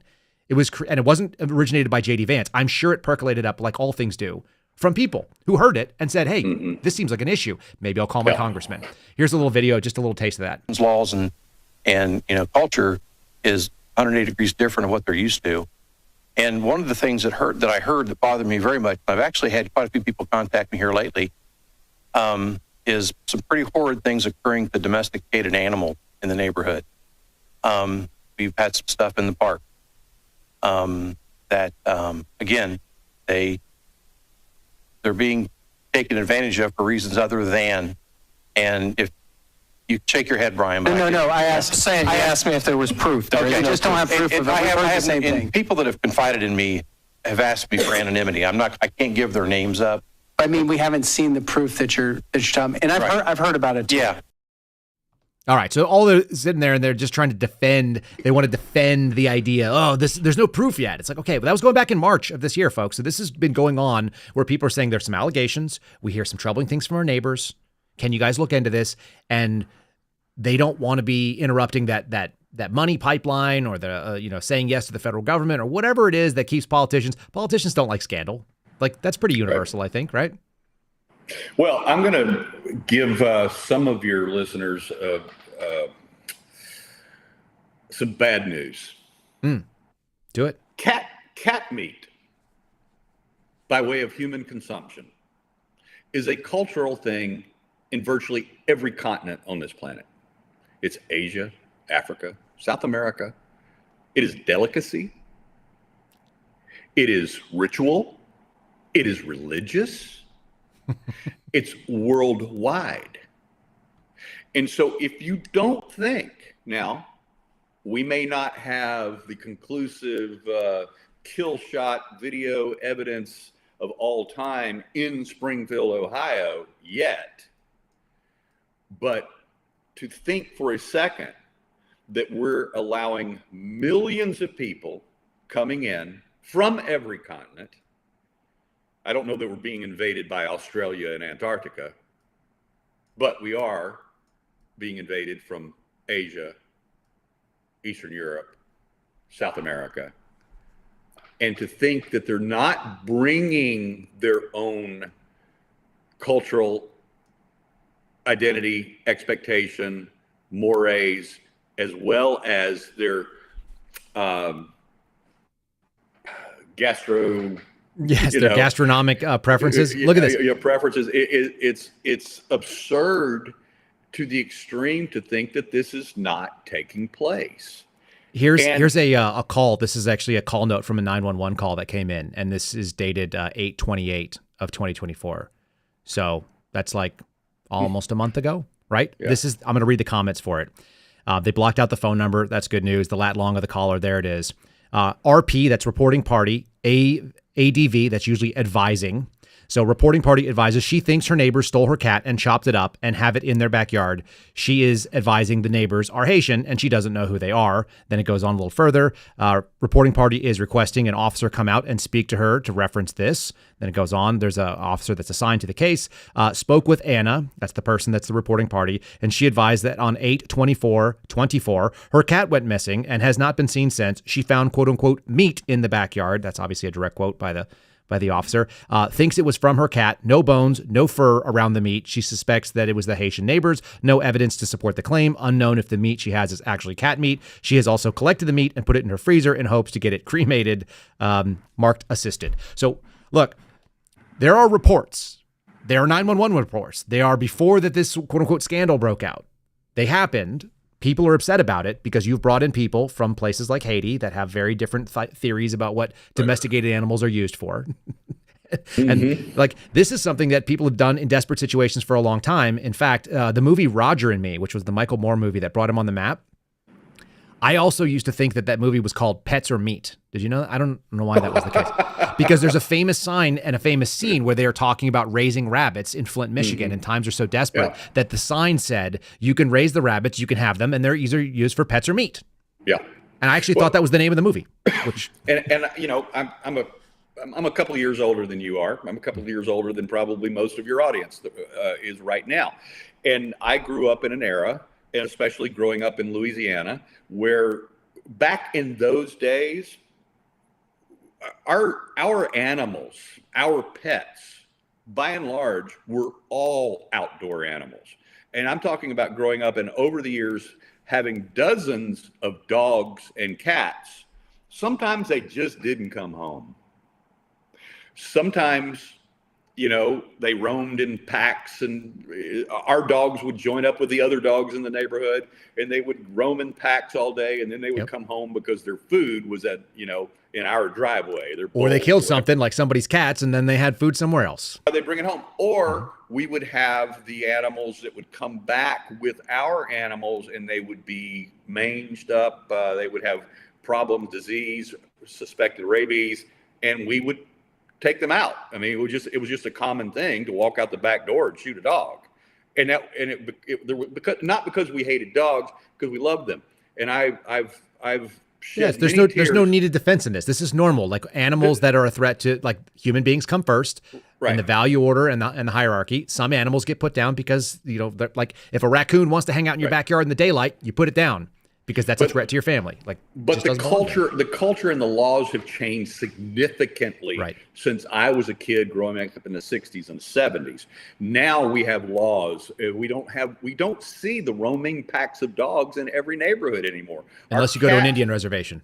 Yeah, exactly. That's but we don't, you know, people's animals are more domesticated than they've ever been. They're members of the family now. They don't go outside unless they're on a leash. There are leash laws, and there are, you know, the glorified dog catchers now, or, you know, the animal control are active in the neighborhoods. They don't allow stray animals anymore. And they're not rolling out there with like a .22 rifle to smoke a dog and then throw it in the back of the thing. They're actually trying to catch it and then rehabilitate it or take it to a no-kill shelter or whatever the thing is. Look, and I got nothing wrong with that, but your point being very, very important, lest we lose it. Yeah, the values that exist here do not exist everywhere. That's correct. And so what I'm trying to say is if these immigrants from these populations who actually consider cats or other animals that we cherish as members of the family and domesticate, they consider as delicacies in their culture, had this been taking place 40 years ago, these people would have been living large because those animals were outside all the time and roaming the neighborhoods. Now they're not getting the access, so we're cameras now, and we all have a camera in our pocket, and we all have a Ring camera on our front porch. We're not going to probably see as much of this as we would have seen back in the era before the cameras and before the massive immigration that we're dealing with from these societies and these cultures that are coming in, who would consider, you know, Fido or Fluffy to be, you know, their next meal. Let's go to one more. I promised one more topic, and then we'll be respectful of your time, which I appreciate you giving me so much of. This is the next topic. My friend just sent me this in a meme. I actually added this slide in while we were talking. It says "blowing up my pager," and it's the Arnold meme with Carl Weathers from Predator, and the two people blowing up your pager are your mom and the Mossad. So. It's so dark. It's so weird. Let's see if I've got I actually have a story that I wanted to put on here. This is an opinion piece, and I don't know why I didn't create a slide for it. So let me throw you on the screen here while we talk, and I'm going to go find this slide. Essentially, what we found out is that yesterday at about 3:30 local time in Lebanon, a bunch of members of Hezbollah got blown up. What else do you know about that, if anything? I don't know anything beyond the wonderful memes that we're seeing now. And they're so good. Stories of, and obviously I've heard the speculations on the technical details of how the Israelis were able to pull this off, if in fact it was the Israelis. But the reality is God bless the IDF. I mean, this was sheer genius. That is not the take, by the way, of the Wall Street Journal nor the Washington Post. They're very upset about it. Yeah, well, screw the Wall Street Journal and the Washington Post and all the above. This was brilliant. In fact, the only thing that I could think of yesterday when we learned about this that I could compare it to, there was a what's the actor's name? Pollard is his last. Anyway, he oh, come on, help me. Pollard, actor, famous actor. Anyway, we're not doing this one. Pollard? No, yeah, but he was in, I need a film reference. What's that? I need a film reference. Someone in the chat will get it. Pollard. Well, okay. Well, he played the president in a movie, and I think it was a late 90s, early 2000 movie. He was the president. The president's motorcade was caught in a snowstorm in mountains in Colorado, and the entire movie, the entire set of the movie is inside of a diner where the president and his Secret Service detail and the few local customers were all trapped in this snowstorm in there. Is it Michael Pollard? What's that? Michael J. Pollard? Is that it? No, okay. not Mike. You're going to know it, and I'm going to be mad at myself that I've forgotten. We'll tweet it out later. But the gist of the movie is that as the president, in this particular scene, he's trapped in this situation where he can't go anywhere, can't do anything. But they've got radio comms, but they are now the United States is under a nuclear attack coming from an Islamic, warlord or whatever, ostensibly Iran or whatever. So we're actually under nuclear attack. Well, the whole time that he's in this diner and he's interacting with people and they're hearing the reports of launch. I mean, there's launching, nuclear weapons are launched, and he's just drinking his coffee and eating his hamburger. And he has no fear. Kevin Pollard. Thank you so much. Timothy Hutton's in there too, apparently. Yeah. So it's a phenomenal movie, and he's so. And It's called Deterrence. I'm gonna blow. Yeah, Deterrence. And I'm sorry. Turn it off if you want to watch this movie, but I'm going to. Here's the spoiler alert. I'm gonna deliver the spoiler here, and the bottom line is that the reason why he was not concerned about the nuclear attack and was not organizing a response to it is they had already reprogrammed all of those missiles to detonate before the nuclear bombs were, activated. And he knew that. He knew that our intelligence and that our military had already done this and had reprogrammed those missiles. Ooh, that's a good reveal. Now you've ruined the movie for me because I am going to go watch it. I've never seen it, but that sounds fun. It's fantastic. And so that was the first reference that came to mind with this, is to have this 4,000 pagers programmed or a Trojan horse built into them to be activated in a moment to take out this many guys. And then to see the videos of the hospitals and the chaos in the hospitals, it's just brilliant. I actually do have a video of at least one of these pagers going off, which is pretty wild. If you guys are watching this video, the first thing I think is a street scene. The second one is like overhead cam footage of somebody that's at like a convenience store. You're going to want to look to the far left. It's a guy who's wearing like a yellow shirt or yellow shorts. I can't remember which one, but you can actually see it's barely on camera. You hear like a phone ringing in the background. That's actually people watching the security cam footage. It's not actually from the video, but I'll show you this because it's pretty wild. It's pretty crazy to see. And then, like you said, the aftermath was like almost 3,000 people. They had like 9 deaths and 2,800 people have been incapacitated. Some of them, I'm sure, are incidental bystanders. But this is Hezbollah, which is in Lebanon. This is in Beirut for the most part. It apparently went off local time at about 3:30 their time.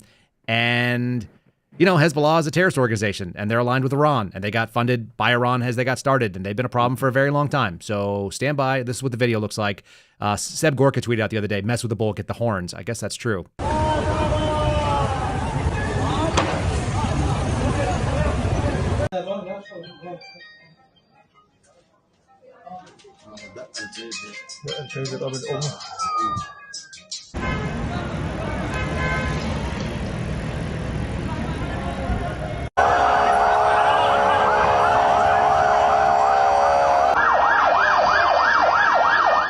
All right, and there's just chaos scenes, and as you said, if you guys want to go find videos of it, apparently there's a couple of speculations that people might have used like PETN, PETN, which is a high yield or a high capability explosives. It's what they make grenades out of. The fragmentation shell of a grenade is made from it. It's very, very high explosive, which means we're talking about the movement of that gas expanding. I don't know if you've ever done explosive stuff, but like 2,500 feet per second. That's like almost instantaneous. It's incredibly fast. So you saw that guy get hit in the yellow shirt. Right. Yeah, I mean, like apparently there was a delay built in so that the page went off, and then it gave them enough time to either hold it up to their face and look at it or to page them. So they were like checking it out. Some people left it in their pockets when it went off, and they got their ass blown off. They got their bellies blown off right at the waistline. Horrific. I mean, like human casualty, like when you see the pictures of hands blown off, but you just disabled a bunch of enemy fighters. And so, like you say, that's kind of why I want hands off with Israel. I don't really want to be involved in any of it, but like I respect the game. The guys play it at a high level. They don't ask permission and they don't apologize. So you can dislike the fact that they are sort of disregarding human life, but I think it plays into what we talked about with the cats. People in other cultures don't consider human life the same way that we do in America. And the Israelis consider their lives to be more important. And I don't kind of blame them, because so do we as Americans. That's why we don't mind carpet bombing other nations that are, threats and enemies. Yeah, I mean, if only we would get back to the good old days and carpet bomb, like we did in Dresden, the way God intended us to. You'll get really upset people about that. I know. Apparently. It's super funny because you're seeing people that are recognize tongue in cheek when I know, say it. Exactly right. Let's be honest. I'll close it out here with you, at least set you up for the close by saying this. I don't care how you feel about Israel. I don't care how you feel about Jews personally, whatever, religiously, politically. I don't care what your feelings or you think your knowledge is of Zionism or anything else of the sort. But let me just say this, because this is a soapbox issue of mine. And this soapbox issue has been mine for decades. This is not new. And it's not new to the most recent conflict since October 7th. This goes back to many, many decades, and my own travel, my own research, my own studies in relation to this thing. The Jewish people, let's just start off as a religion. Judaism as a religion is not a proselytizing religion. Now, for those who don't know what I mean, I'm going to give you the briefest description. Christians have what is called the Great Commission to go into all the world and share the gospel. Now, centuries ago, before literacy was available to the Western cultures, the church, the Roman church, was able to lie to the people in mass and tell them that they had to spread the gospel at the point of a sword or a spear. In other words, at the point of a gun, if they had guns back then. That's what they told the people. And it was literacy. It was the invention of the Gutenberg Bible. It was then the allowance. And you see, there was an era where it was illegal for anybody other than a priest to own a Bible, much less read it. Read. But once literacy began to overtake the Western world, we learned that Christianity was not to be spread at the point of a sword. It was go into all the world and preach the gospel, end of sentence. Right. Not kill them if they don't. Now, the exact opposite is true in the Islamic world. They went centuries without the same low level of literacy. But once literacy began to proliferate within the Muslim world, then they became much, much more radicalized because they saw inside their book that even the stones would cry out and say, there's a Jew behind the rock here, come kill him. Mm. All right. So there was a cross difference in what was happening as a result of literacy between the two major religions. Now, Judaism has no such call to proselytization, has no such call to recruitment. They don't care. You can become a proselyte Jew. I mean, I could marry a Jewish girl and then join the church or the synagogue and the faith. And I would go through a ceremony and all the other things that I would have to do in order to become a proselyte Jew. But I can do that. But they don't require that. And they don't care if you do or don't, because they don't have that commandment. That's as a religion. As a country, they are not an expansionist country. That neither do they have a mandate like the old Soviet Union or like the Chinese satellites. And let's just be perfectly honest, there are Chinese satellites on this planet today. Doesn't look exactly like the Soviet Union used to look. But this is not a requirement of them. They just want to be left alone. And I think, and please, if I get it wrong as far as which former prime minister, I want to say it was Golda Meir, but she was the one that, famously said, or one of the prime ministers said that, if the Palestinians would just lay down their arms, there would be peace, because we're not going to attack. Right. But if we give up our arms, we're eliminated. We're eliminated from the planet Earth. Yeah, and we used to know that back in the of what they face. We used to know that in the 90s, and people were not in conflict of it. And the internet has been an interesting thing for people because it's allowed all the worst ideas to proliferate and things that are not backed by reality. But hey, again, I defend your free speech. You can think any way you want. You don't have to agree with me. I just think it's funny when people who are terrorist scumbags that have tried to kill my friends in places where they have been, if they get their hands blown off or their dick blown off because they were using a pager, it's like, look, your pager went off and the news was explosive. Shalom, bro. Yeah, that's the memes that are going out there. If you're carrying a pager in Beirut or Gaza or somewhere else, you're probably doing something shady. You are on call to be activated for your shady, illegal, immoral, let's call it terroristic endeavors. I 100% agree with that, which is why cell phone technology is ubiquitous on this planet. Yeah. There are people that are in places that don't even have electricity that are running around with a cell phone and can charge it. So, agreed.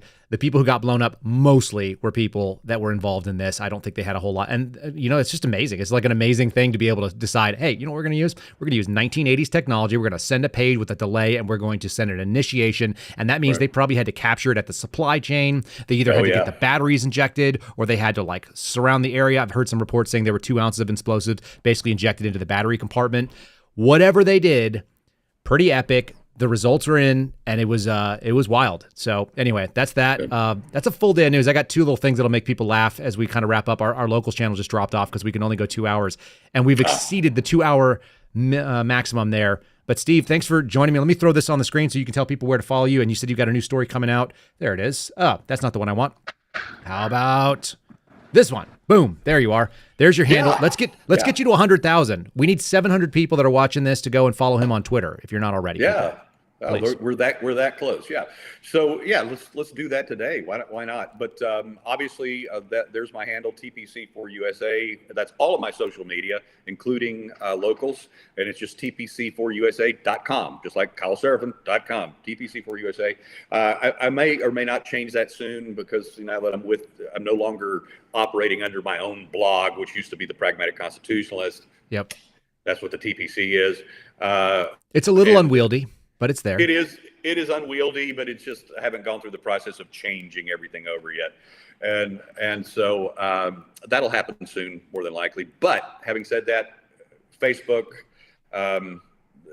True Social, MeWe, obviously X, and locals.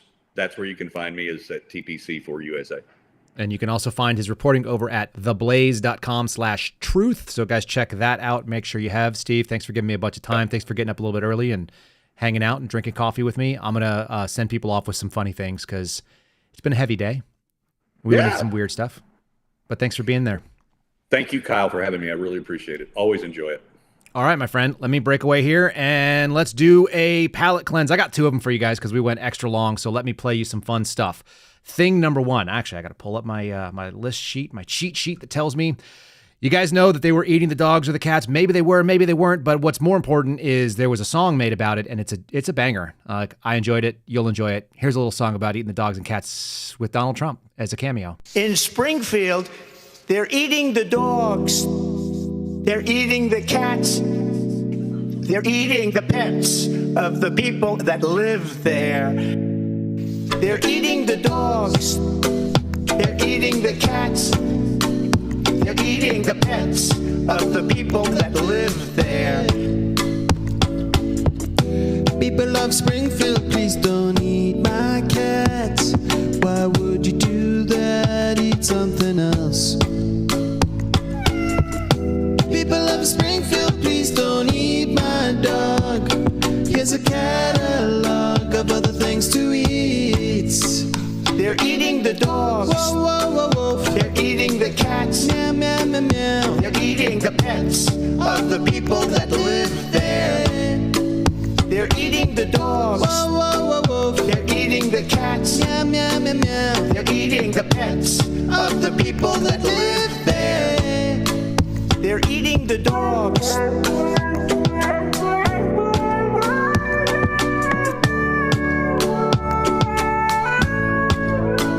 They're eating the cats.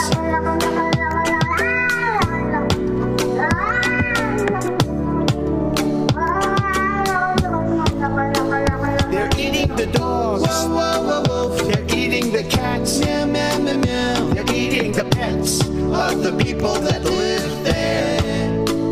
They're eating the dogs. Whoa, whoa, whoa, whoa. They're eating the cats. Meow, meow, meow, meow. They're eating the pets of the people that live there. Whoa, whoa, whoa, whoa. I'm just saying, it's pretty good. It's catchy. It'll stick with you. I promise you that much. Let me give you a 5-star review. And then I'll give you another one, someone we want to promote just because we're all about free speech here. And when people are not, screw them. So here is a 5-star review. This is from Driver 4A. Came in last week on Wednesday. 5 stars for a fellow a-hole. Kyle can come off as an a-hole. So why do I like his show so much? That's right. I, too, am an a-hole and a shooter. Kyle, if you ever find yourself in Western Arkansas, America, you've got an open invitation to bang some steel with us at the gun club. That is a nice offer. I feel okay about being called a fellow a-hole. If you're an a-hole, then I'm an a-hole. Maybe we're all a-holes, and we're probably on the a-hole list for the federal government. Let me give you this last little taste. There's a guy whose name is Tyler Fisher, and he created a comedy special. He does a really good impression of Donald Trump, which you're going to see in a second. And he was kicked off YouTube and demonetized. So he's sharing it all over social media. I encourage you guys to go find it in my timeline and retweet it yourself if you can and allow it to be monetized. Shame on YouTube for getting rid of good comedy. And he is a good comic. And here he is talking about the interview that just went down with Theo Vaughn, another comic, and Donald Trump. So I'm going to give you a little taste of it and encourage you to go to my timeline on Twitter, on X, and retweet it to get this guy whatever monetization he can for putting it out there. He put it out for free. It's about 18 or 20 minutes long. It's good stuff. Here's a little taste. You can follow him. It's at Ty the Fish. That's F-I-S-C-H. Tyler Fisher. Enjoy. Did you guys watch that interview with Theo Vaughn and Donald Trump?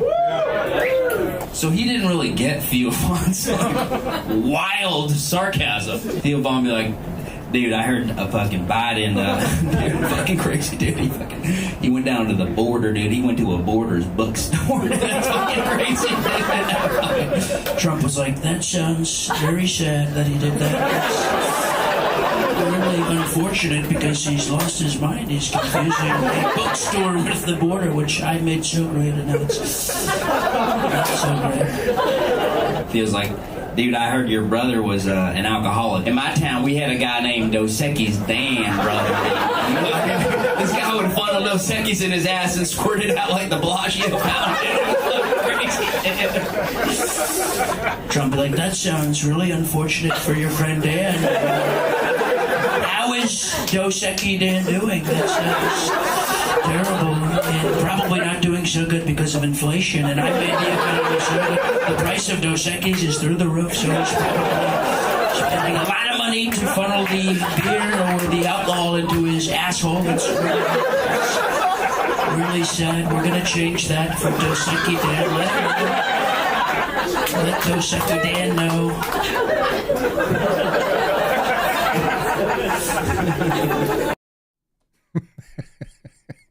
Poor Dos Equis Stan. All right, we've done a really long one. I hope you guys enjoyed what we had to talk about. I hope that takes you down the rabbit hole too. There's a lot of indications out there. We only try to go, those are the dots. The lines are not all in between yet. We certainly cannot conclusively say anything. Anybody who's saying it is just, they're getting out over their skis. The information is not available to them, and it's not available to us in the public. But there's a lot of really strange, where there's smoke, there's fire. There's an awful lot of smoke around this guy. It's quite strange. Anyway, I hope you guys enjoyed a little bit of levity and humor at the end of all of this. The tats and tatas, you guys get a little kind of sense of how the brain works here. And a big thank you to Steve Baker for joining us. Make sure you're following him. Let's get him over 100,000 followers on X if you guys are on X and you're not following him. At TPC, 4 USA. Very easy. I'm following him. You'll see that. And we'll catch you guys again tomorrow on Thursday. Remember, tomorrow is our Locals call-in show, and I've got the technology set, I hope. KyleSerafin.com for locals. Check that out. Follow us. You can leave us a voicemail if you want before the show even starts, and we'll play it, and we'll see what you guys are all up to. Otherwise, I'll give you some prompts and some topics, and we'll do that call-in show tomorrow evening. Until then, I'll see you tomorrow morning here on The Kyle Seraphin Show. God bless you. See you soon. Thanks for listening to The Kyle Seraphin Show, streamed live weekdays on rumble.com/Kyle Seraphin. Follow Kyle on Twitter, Truth Social, and Instagram at Kyle Seraphin.